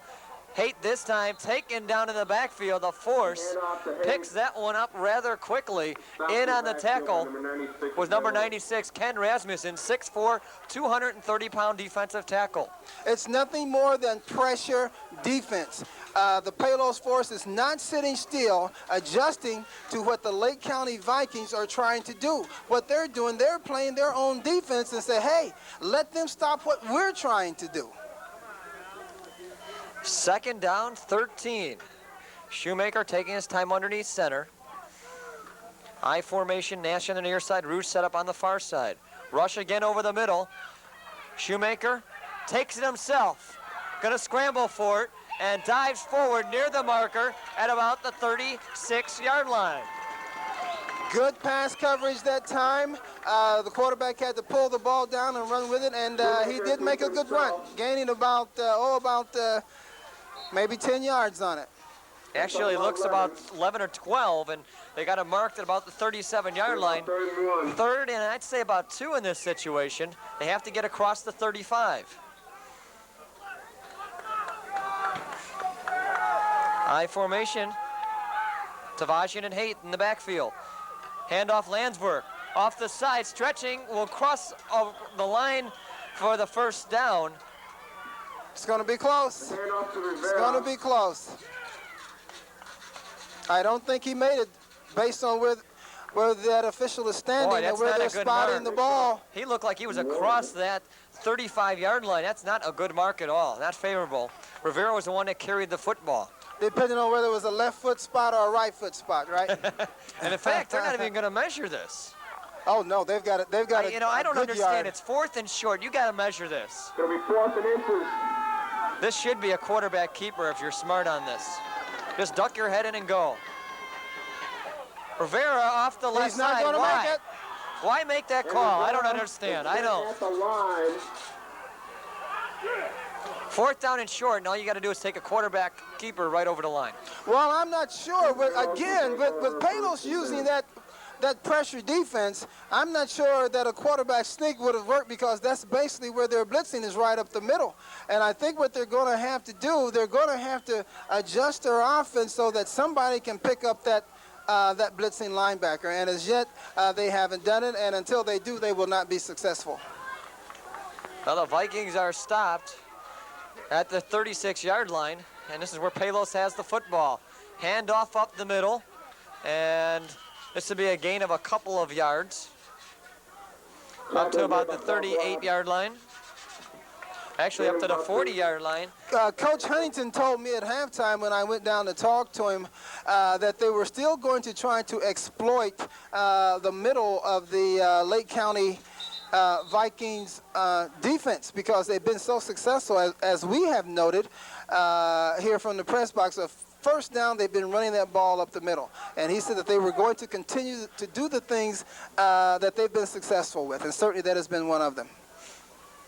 Now an injury on the field and limping off the field. One of the offensive linemen, Bill Evers, 6'2", 300 pounds. Fumble on the football. Fumble snap. And looks like the Palos force, fortunately, will recover it. And this will make it 3rd down in long yardage. Covered by Palos. You know, we're seeing a good brand of football here, but again, knowing the situation with these semi-pro teams, and they're only practicing twice a week, and some guys work and can't make practice all the time, you're going to have a lot of mistakes. But again, when you come out here, you've really got to concentrate even more in a situation like that so that you won't self-destruct. Third down, rush coming on, going across the middle, nearly picked off by Tesh. He had it at his fingertips again. That's a second one that he wished he had some stick-em on. In pro football, we call that closing on the football. And certainly from the defensive back point of view, he really closed really good on that ball. He should have had it, and he still should be running if he had just concentrated just a little bit more. Those opportunities to pick a ball off like that and score for a touchdown don't come too often for a defensive back. Chris Fidrich back to punt at about his 27-yard line. Rush coming in, nearly blocked. He should have blocked it. And this ball will bounce, and it was touched at the 31-yard line. I think that's where they're going to down it. The ball was initially touched by number 89, which was one of the speedy guys to get down there. That was Clifton Paul. The 25-yard line of Lake County. And the ball is actually down at the 31. Some discussion back around the line of scrimmage. There's though. a flag on the other side of the field, Rusty. I'm not sure what it is. Looks like it's against Palos. Now the punt, the ball was touched at the 26-yard line, which would have made it a 35-yard punt. Let's see if they want him to re-kick it or not. That's not bad field position if they wanted the 26. So the Vikings discussing what they want. Yeah, I think if I were the coach, I'd get them to kick it again because they are kicking into the wind. See if we could get better field position. That's what he's going to do. Legal man downfield being assessed to the force. So move him back 5 yards and punt this again. Fridridge will go back to his 19-yard line or stand about his 20. By the way, with the moisture on the field, that is about the slipperiest part of the field is between the hash marks. And he gets the kick away, a high booming Another kick. good kick. Ruse will let it bounce the other way. And this is a break for the Vikings as the ball rolls out of bounds at the 40-yard line. So it worked in the benefit of a 25-yard punt. The Vikings had the ball at the 40 instead of the 25. It was a good move. They did gain yardage on that, and they have the ball out in a part of the field where they have a good place to work from. Two consecutive possessions for the Force here in the second half have resulted into punts and only 4 plays and out. Vikings now have the ball for the third time. They had a punt the first time after 4 plays, and they were stopped at the 30-yard line on downs. Nash in motion, now coming back the other way. Handoff off the left side. Tavajian running room. Still going on his feet. Nobody's going to get him. He's going all the way for a touchdown. 1 play and in, 60 yards. Chris Tavajian with the TD. It was great blocking at the point of attack. I don't think anybody touched him. He was untouched by human hands on that run. What can I say except that somewhere there was a breakdown in the defense of Palos. And again, when you live by the blitz, you can also die by the blitz. And that time they had the right play called to counteract the blitz. Tom Burgess will try for the extra point to even the ball game. Snap is high snap, gets the kick away, up in the air, no good. They said it went off to the left, and Burgess, dismay on the call, threw his helmet to the side and a little bit upset on the call. Almost looked like it went through the uprights. It was very close. I think that certainly that display certainly was not necessary. It's still only a game, and they have enough time where they can come back. Looks like, I don't know whether he's mad at himself or whether he's angry at the snap because the snap was high or what. but that display certainly isn't necessary. Well, you got to keep your emotions to yourself sometimes and put it all together. There's still a lot of time left. We're only in the third quarter, 7-6, and the momentum after that play has definitely took the needle right into the hands of the Vikings. Leonardowitz will kick it off from his own 35. It's 7-6 now after the 60-yard run by Tavazian. Kick is a high kick, booming out to the far side, fumbled, Confusion. Back near the goal line. It'll be picked up by Williams. He'll try to take it down the sideline and will be taken down at the 25-yard line. Flag on the play. A flag thrown as he was tackled. Usually in the area where clipping is called. Yeah, I would think that it is. And again, we had gross confusion back there with the two receivers. There's no communication. And in a situation, as I said, like on a kickoff before, you have got to communicate. I've got it, I've got it, I've got it. But obviously, that was not the case on that kickoff. This is going to be against the force. This will bring the football back probably half the distance to the goal line. The spot of the foul was around the 22, so this will probably walk it back to about the 11-yard line.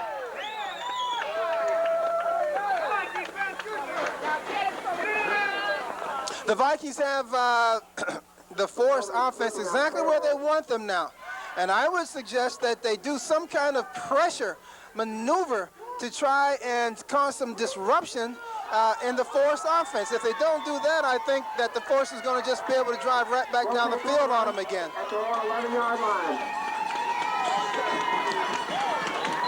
At least the fans are revved up.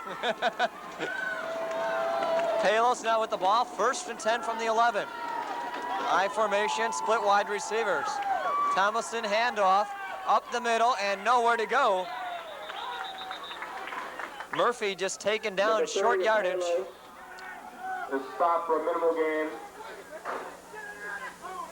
As opposed to the first half, on that particular dive play, the Vikings had probably about 4 or 5 people in on that tackle, and that does make a difference. Well, only a 2-yard gain. Wide receiver split out wide. Crater on the near side, Gee on the far side. Looking to throw, goes over the middle. It is complete. And this will be enough for the first down as they connected with Bob Clefman. Pretty tall guy out there. He's got to be at least 6'5", 6'6". Certainly that young man at that size, he's NFL size. But the pass was in the air long enough where one of those defensive backs, and I guess specifically the safety man, since they are playing a 3 deep, should have been able to react to that and get to that pass receiver before he made that catch. Actually, I looked on the roster, 6'7", 255. Pretty big size. Handoff. Running room to the outside. Trying to stretch it out there. About a 6 or 7 yard pickup once again. And these force is certainly stretching out some yardage. Well, they are, and they will. Again, if the Vikings do not use some kind of pressure defense, I haven't seen them blitz a back yet. I have not seen them blitz a linebacker, and they're going to have trouble with this offense unless they start doing that.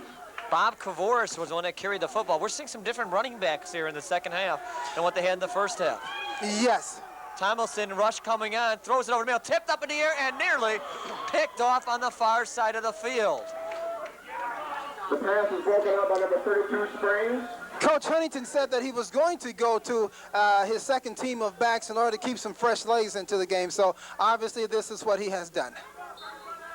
Definitely throwing me off because I got to go searching for these guys. I mean, one thing I must admit, they gave me a roster, but they didn't put it in numerical order. They put it in alphabetical order. You know how tough it is to find a number when you need it? 3rd down and about 4. This is a handoff. Kavaris stretching out wide, still on his feet, spinning, and dropped for a loss. Good job by the Vikings to contain him, led by Victor Shamlin.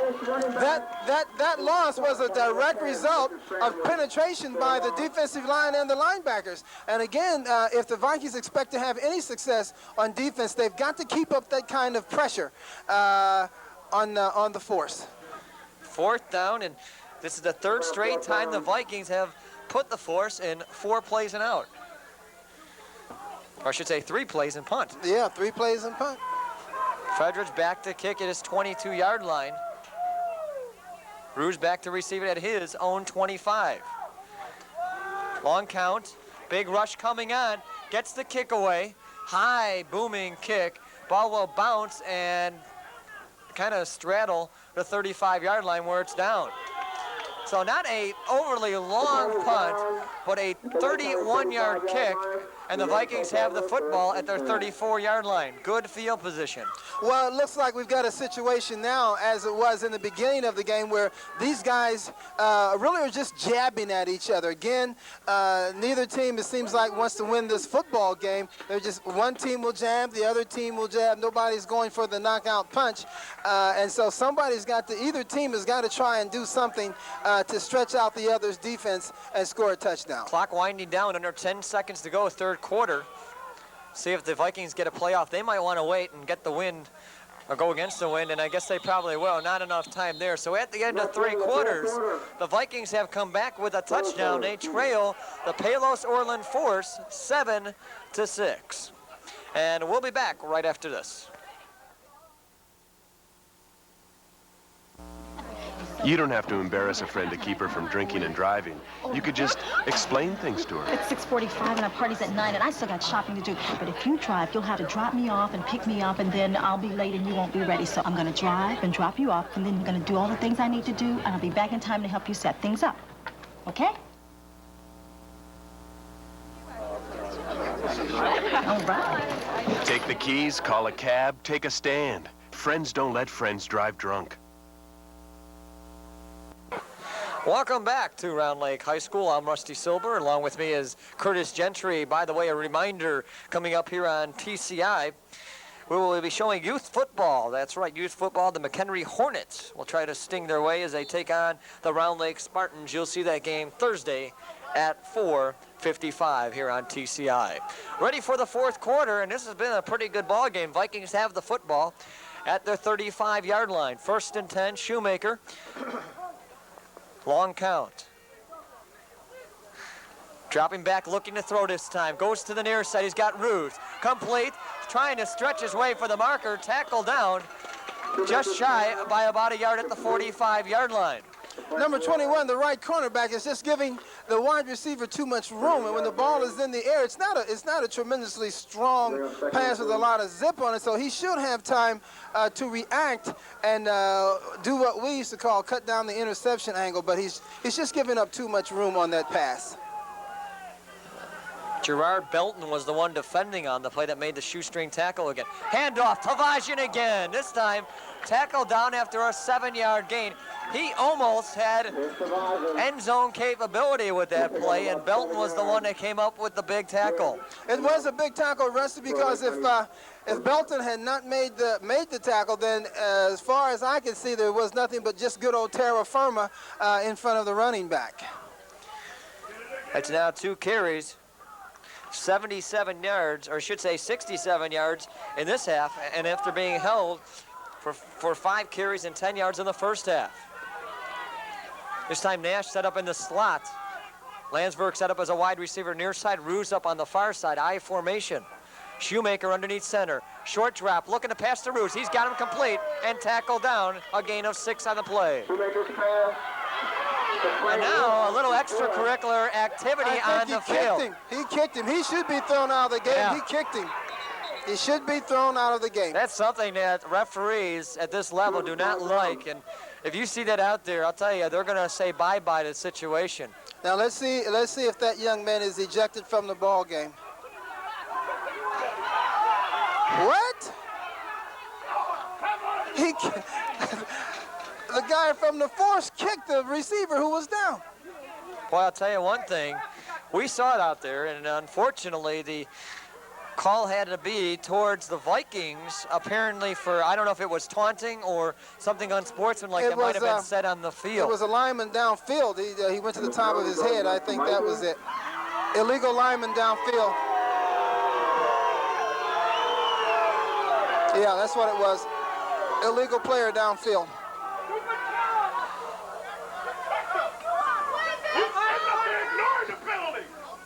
So this will make it 1st and 15, which is really strange because it was after the catch, and I don't understand that being 1st and 15.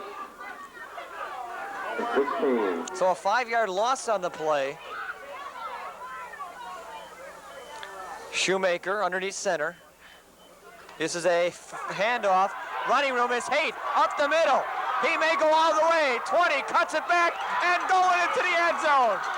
It works in the favor of the Vikings, 53 yards, and the exposure of the running game has certainly taken the Vikings.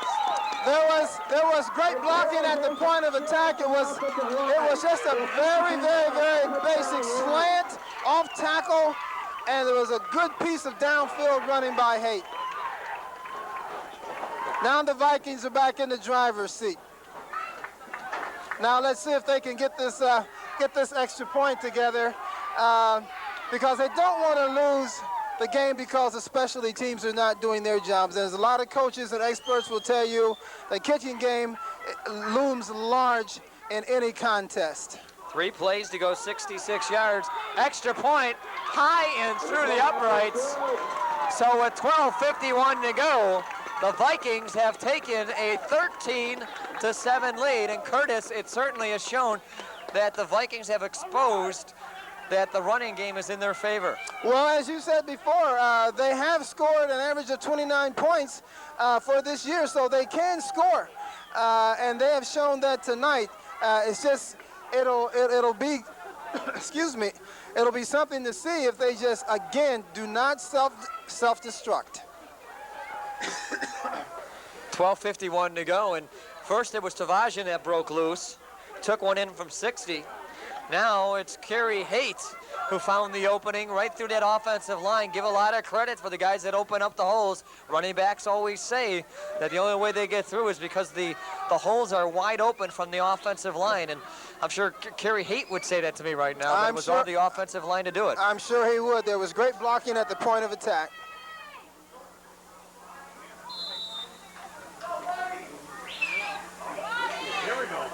Leonardowitz with a long line drive kick, taken at about the 8-yard line. Running room out to the far side, trying to stretch it down the sideline, tackle down.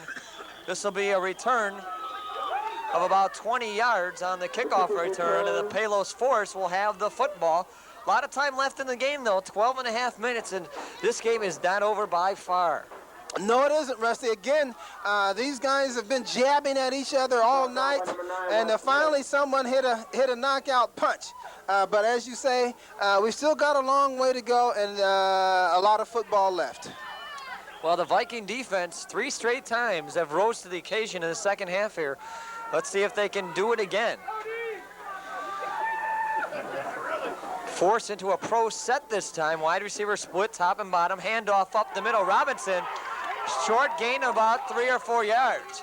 Now it looks like the Force have gone back to the original starting tailbacks that they had with Robinson and Marciniak, who have not played at all in the third quarter. And it also seems like, excuse me, I'm having trouble with my voice.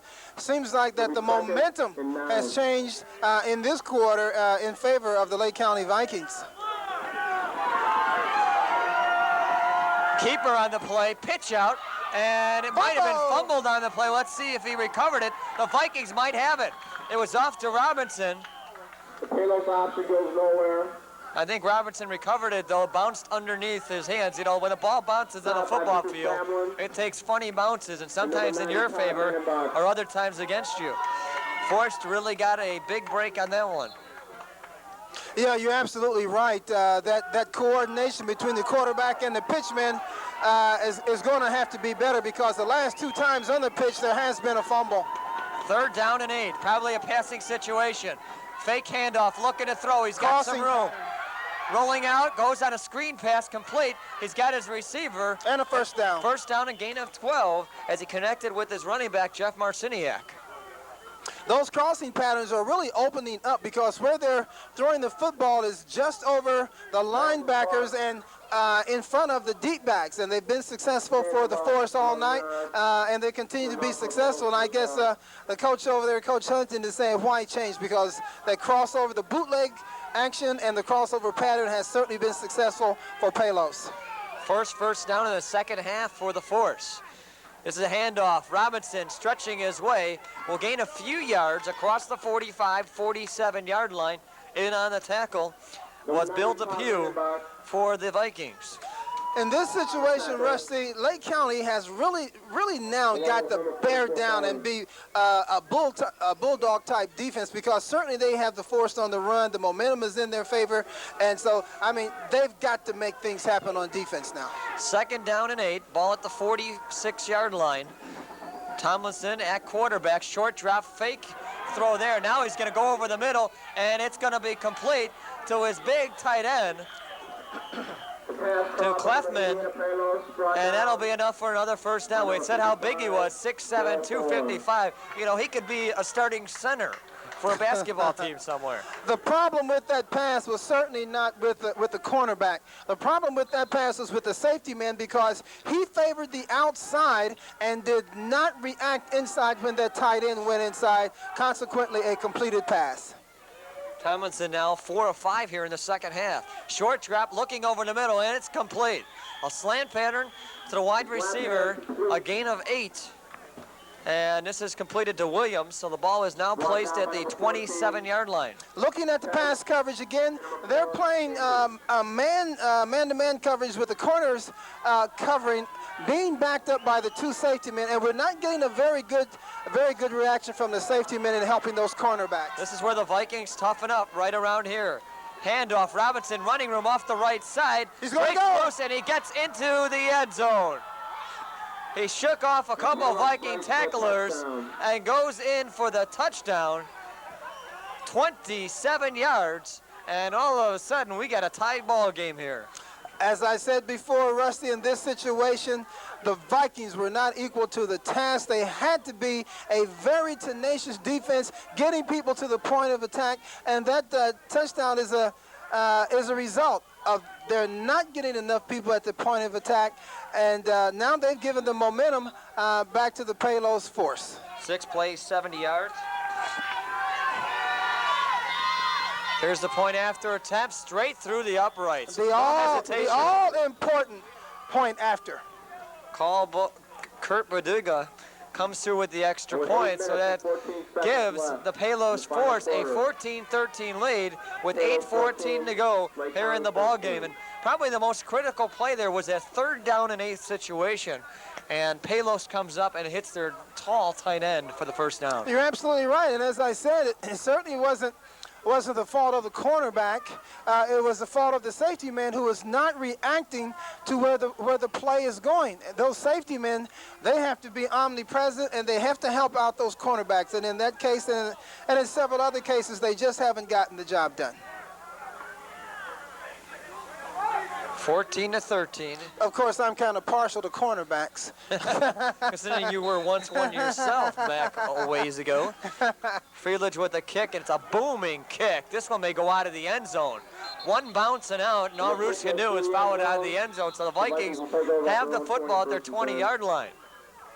Boy, I'd like to see that. You know, it really goes to show, like you're seeing, you know, almost professionals that can kick it out of the end zone. There is a little breeze with them, but yeah, they he certainly boomed got the that breeze football. to help. Okay, now again, we'll see what this offense is made of. There's no reason for the Vikings to panic. They certainly have enough time with 8 minutes and 9 seconds of time remaining, and just do what they do best, do not self-destruct, and take it on into the end zone. 1st and 10, the Vikings have the football at their 20-yard line. Shoemaker, sending Nash in motion, comes across the line. This is a pitch out to Haight. Haight trying to cut it back, will string it out to the sideline. Tackle down from the backside. Great pursuit from the backside by the Palos force. Supposed to carry him. In on the tackle was Clifton Paul. A young man who told me before the game that he had tried out for the Chicago Bears earlier this year. Oh, really? Yes. I noticed that he had also had played with the other county team for a little bit before getting settled down with the Palos Orland force here throughout this season. So short gain of 4 on the play. 2nd down and 6. Shoemaker changing his call at the line of scrimmage. Nash in motion near side, now pulling back up to the far end. This is a handoff, running room to Vajian. Will be close to the line, of, close to the marker. Maybe enough for the first down where the referee is coming in from the near side. As I'm looking at the Viking defense, the Viking offense, it seems to me like at this point to counteract that blitz that the force is doing on every play, that they're trying to get the ball up the middle to the inside. And the blitz from the force is coming from the outside. And I think that in the first half, the force had better success with their blitz when it came up the middle and forced them to run wide. Third down, short yardage. I mean, really short. They should just walk up through this one. Handoff off the right side, and it is going to be tough to see if he got that through. It's going to be tough. I still don't understand. It is so short where all you got to do is just follow your center forward and get a first down. I mean, when you're short that much. Easy for you to say. You've seen it time and time again where all you got to do, if you got a big enough center, just throw your running back into you and push you through. You got 3 players going through that way. It's going to be close. It's going to be close. Well, we'll have to finally going to bring out the measurement, measure on this, see how close it is, and we'll see if we can get a close-up on this. Well, this is sometimes... They're not going to measure. Oh, I don't believe this. They got to come out and measure this. It's 4th down. That is ridiculous. But the Vikings are going to go for it. 4th and inches. 4th and inches, and the Vikings have got to go for it. I can't believe that they're not even coming out to measure this. He's got to draw him off. Going forward, and there is enough for a first down. Gritty, gutsy call by the Vikings coach, but he had to go for it because certainly they need to get down the field and get on the scoreboard. I thought there was some rule that if it's close enough, you can ask for a measurement, and the coach should be awarded that chance to have a measurement out there. If you kick up enough fuss, the referee will usually give you a measurement. Well, I don't think these referees are taking the fuss tonight. That's twice we've seen how close it was. 1st and 10 Vikings with the football on I formation this time. Rouge on the near side, Nash set up on the far end. Backs are split in a pro set. Force showing blitz, Shoemaker dropping back, looking to throw. Rush coming on, looking deep. He's got Haight and nearly picked off. The linebacker stepped in front of Haight, and it should have been and could have been an interception. You're absolutely right. That was great reaction by the safety man. The force is playing a 3-deep playing 3-deep coverage in their deep secondary. It's just great reaction, and I think that the man was open for a period of time, and the quarterback saw him. But what he should have done was just let him just a little bit more. Mike Navakis was the one that was stepping in front of the receiver there, Kerry Haight. So 2nd down and 10. Rouge will set up on the near side, Nash on the far side, I formation. Showing blitz once again. Here they come. Flag on the play. They might have caught him offside. Haight stretching it out wide, tries to cut it back, and will be close to the marker once again, short by a couple of yards, gain of 8 out to the 40-yard line. About 7 yards on the play. This will be an interesting call here because do you take the flag if it is offsides and make it 2nd and 5, or do you take the yardage and make it 3rd and 2? I think I would take the yardage. Hey, I would probably agree with you on that. The way these referees don't want to measure out here, you want to take all the yardage you can get from them. Thinking back on that, I think that if the quarterback insists, then I think that the referee has to give them a measurement. I don't think that comes from the sideline, but I think if the quarterback insists on a measurement, they have to give it to them. Oh, I can't believe that they're declining this. So now this makes it a 3rd and 1. Decline. So 3rd and a long 1. Ball is at the 40. Well, if anything, you got 2 chances to get it. Absolutely. The way this is going now, clock at 5:10 to go. And the Vikings trailing 14-13. Again, they mustn't panic and get in a hurry and start to make mistakes. Might have caught him offside, handoff, or fake this time. Shoemaker bootlegging it out, throws a pass play, and it's incomplete as he was trying to get it to Rivera. And there's no flags actually on the play. I thought I saw some jumping in the neutral zone. And now it's 4th down and less than a yard. Well, again, it was that blitzing, that pressure defense that totally disrupted that bootleg action. This is really what you have to do in those type situations, is disrupt the timing, either if it's a running play or a passing play. Well, here's the situation. 4th down, short yardage. Less than a yard. You think this might be a quarterback keep call? Handoff off the right side, and I don't know. The forward progress, he made it. might have it. He might have this one.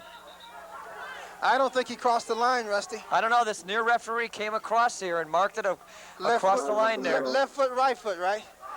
I don't know. I don't This think near he made it. referee gave a marking up here, and let's see where it is in the center. And they don't even measure it. I don't understand this. Well, you can see that the ball is on the line, and if you look across on the other side of the field, you can see that the downs marker is on this side of the line. So maybe that's why they didn't measure. Now, the Vikings certainly don't get any breaks from measurements or from the referees on the spot. So the defense has got to step up. 4.5 minutes to go and counting, and maybe the Vikings can find some sort of miscue from the force, but I'm sure they're going to keep it on the ground. They're going to have to put some kind of pressure to try and disrupt what the force is doing. Rolling out, Tomlinson breaking loose, carrying that football, and tucks it in. Only a 4 or 5 yard gain, but a smart carry as he tucked it under him. I'm not sure why the Force would want to throw long here. There isn't that much time left. I can understand the short underneath passes in order to pick up small chunks of yardage and get first down, but the long pass always has a chance of being intercepted. Handoff near side, and Robinson getting hit in the backfield, stretches out to about the 35-yard line, a gain of 2. That's the type of penetration that the Vikings should have been getting all along, disrupting what goes on in the Force's backfield, and you can see how effective it is. And so hopefully they will continue to do it, get the ball back, and go down and be able to score. 3:30 to go. You know, Palos is coming up the line of scrimmage awfully quick, I must admit, and now they're going to take a timeout. Now they're calling a timeout, which is not to their advantage I don't understand. You know, the last 2 times they broke out of the huddle very quickly, got up to the line, and you think for a team that's leading 14-13 would take time off the clock. Take as much time as possible, go to the huddle slowly, come out of the huddle slowly, and just take a huge chunk of time off that clock. Well, 3rd down and 5 situation. This is a very important play for the Viking defense to step up, because if they can stop them here, they'll get a chance to get the football back. And actually, this is probably out of the range, you think, of a field goal kicker, but you don't know. I mean, that kicker that they have here, Fridledge, or make it their other kicker, I should say, Baldera, certainly has a pretty good leg. We saw him in the extra point. Who knows, he may be able to connect with a 53-yarder with the wind. You never know. Stranger things have happened. Strange things can happen. We've seen it so far this evening. The Vikings have come through, coming back from trailing 7-0 at halftime. 2 touchdowns. Tavagian on a 60-yarder. Haight on a 53-yarder took the lead, but then Willie Robinson on a 27-yard run put the Palos Orland Force back into the lead with 8:26 to go here in the 4th quarter. And after the Vikings did not convert on a 4th down and 1 at their 40-yard line, the Palos Orland Force have the football again. 3:18 to go here in the ball game. This is a handoff. Robinson off the left end, being chased, breaks off the tackle, off on his feet out to the 22-yard line. Got the first it's down. a first down, and really puts a little bit of a damper into the Vikings defense to hold them. Yeah, well, again, it was a good play. There was blocking at the point of attack around that end, and the defense just didn't get the people there, and so consequently, it's a first down for Palos with 2 minutes and 50 seconds left and counting. Vikings are going to need a break. Handoff up the middle. Marciniak, short yardage, about a yard or 2, and this will bring him down close to the 2-minute warning. And I think the Vikings still have their timeouts. They're going to probably have to use them. One thing that does come into effect, if they do kick a field goal, that means the Vikings would have to get a touchdown if they get the ball back. You're absolutely right. Again, looking on the defensive side of it, the Vikings are just going to have to, right now they're going to have to sell out. They cannot sit back and wait for the Force to do something. They're going to have to sell out. They're losing anyway. Time is running out. The defense is going to have to sell out and try to get a fumble or an interception. Interesting thing about this game is that both teams coming into tonight had the same record in the Midwest Football League, both knotted up at 4-1, and the Racine Raiders are on top of this Midwest Football League at 5-0, so they basically have the #1 position locked up. It's the fact that #2 is what these two teams are fighting for. And earlier in the season, they were supposed to play at the home field of Palos, where they played Andrew High School, about 171st Street. And unfortunately, Mother Nature said, no, you're not going to play that night, because at about 6:45, 15 minutes before the game had started, let's just say thunderstorms rolled in, and they just didn't quit for about an hour or so. And the referees decided to call the football game. It was just unbelievable what was coming down there. It was like popcorn thunderstorms. Yeah, I heard about that before the game from the Vikings coach, and they were very disappointed that they had to travel all that way and not be able to play. But hey, you can't fool with Mother Nature. Plus, there's nothing you can do about it. 2nd down and 8. Thomason handoff. Robinson shakes off a tackle and still on his feet, dragged down. A short gain will be inside the 20 to the 19-yard line. Clock going down, 2:10, 2:09, and apparently some fans are requesting for a timeout, but they're going to take it down to a 2-minute warning and use that as a timeout. So with about 1:59 to go here, 3rd down and 7 situation. This is really important for the Vikings if they stop them here, because they still have a couple timeouts, and hopefully let them kick a field goal and have a chance possibly to score one last time. Well, conversely, it's very important for the Force, because they need to pick up a 1st down or either score a touchdown. So if they pick up the 1st down, they will continue to run the clock out, and if they score a touchdown, then certainly the ball game is over at that point. And at the end of this game, we'll pick a TCI player of the game, as we normally do in our broadcasts. And I don't know where I'm going to go today. I'll tell you, these Vikings had a couple star-studded performers here. Tavazian with 1 long gain and Haight another one. And, some defensive players have stepped up, but, I don't see a core player out here at this point. Well, it's going to be a tough decision, because there have been some standouts. Big 3rd down situation, ball at the 18-yard line. Thomason rolling out, bootleg, good look to throw in the end zone, and it's complete for a touchdown. David Williams completes the touchdown pass from 20 yards out, and that is a big touchdown on 3rd and 8. Yes, it was. It was bootleg action again with the crossover action by the receivers, which the Force has been running all night, and it's been successful. So they went back to what they did best any number of times. There seemed to have been some confusion in the Viking defensive secondary, because there were two guys on the Force who were open in the end zone. Critical extra point here. This will make the Bulls to 8. Coming in quickly and nearly blocked, but did get through the upright. And that makes the score, the Palos Force 21, the Vikings 13.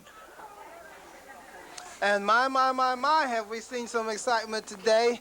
Some breakdowns, some great runs, some great passes.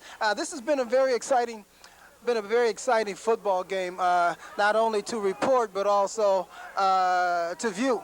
It's just a shame that, and we have someone hurt on the field. Someone is down. I can't get his number, but he's being attended to by a trainer, and some of his players' number, it looked like 58, I think, as he was rolled over, but I really couldn't tell. But again, it's been a very exciting football game with 1 minute and 55 seconds left. It's 21-13 in favor of the Palos Force, and it's certainly, in the inimitable words of Yogi Berra, it's not over till it's over. And so we've still got time to to score and put some points on the board and maybe come back and win this thing. You know, the interesting factor, if you look at both touchdowns that the Force had scored, they both came on critical third down situations where they Force have stepped up and executed. I mean, they hit their big tight end, 6'7", 255, on a 3rd and 5 situation, completed a 17-yard pass play for that drive to continue, which made the score 14-13. And then here, 3rd down and 8, looked like they were going to kick a field goal even. Well, and what happens, they get a nice completed pass. In fact, not only one receiver was there, they had 2 receivers sitting there ready to catch it. Yeah, and that's what it's all about, executing and getting the job done when you have to get it done.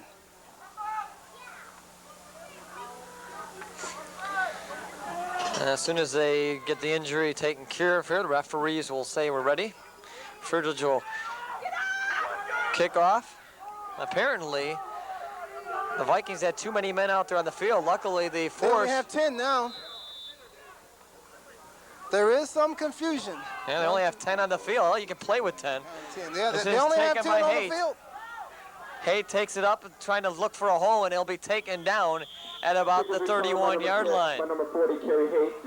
Well, the Vikings, if they can't recover out of this, they'll slip down to 4-2 in the conference, 5-2 overall for the season. And what they do is in the American Football Rankings Association, they put together, they take the preseason games to use them for the rankings. So they'll be 8-2 overall throughout the entire season. And they were ranked within the top 20 to 25 in this poll throughout this whole season. They've been a pretty dominating team, the Lake County Vikings. So 1:44 to go. John Shoemaker will have to get something going here for the Vikings. They're going to need a score and get an onside kick. You don't have point afters for 2 points here in the Midwest Football League. Well, they still have time enough left to make something happen. Pass over to the far side, and looked like Jerry Nash was the intended receiver, and Palos was more in a prevent defense on the play. But they won't make something happen throwing the ball out there to an empty space. But there's still time. There is still time with 1 minute 41 seconds left to do something. It's just the play selection has to be better, and certainly the execution also has to be better. Shoemaker now 7 of 16 for 63 yards. So it has not been a good night for the quarterback for the Vikings. They set up with 4 wide receivers. Shoemaker looking to get away from the rush, spins away and tackled down in the backfield. Loss of 5 on the play. Pressure defense. Pressure defense is what it's all about. I'm at a loss as to what that play could have possibly been. It seemed like he was going to start out the pass and he started running the ball.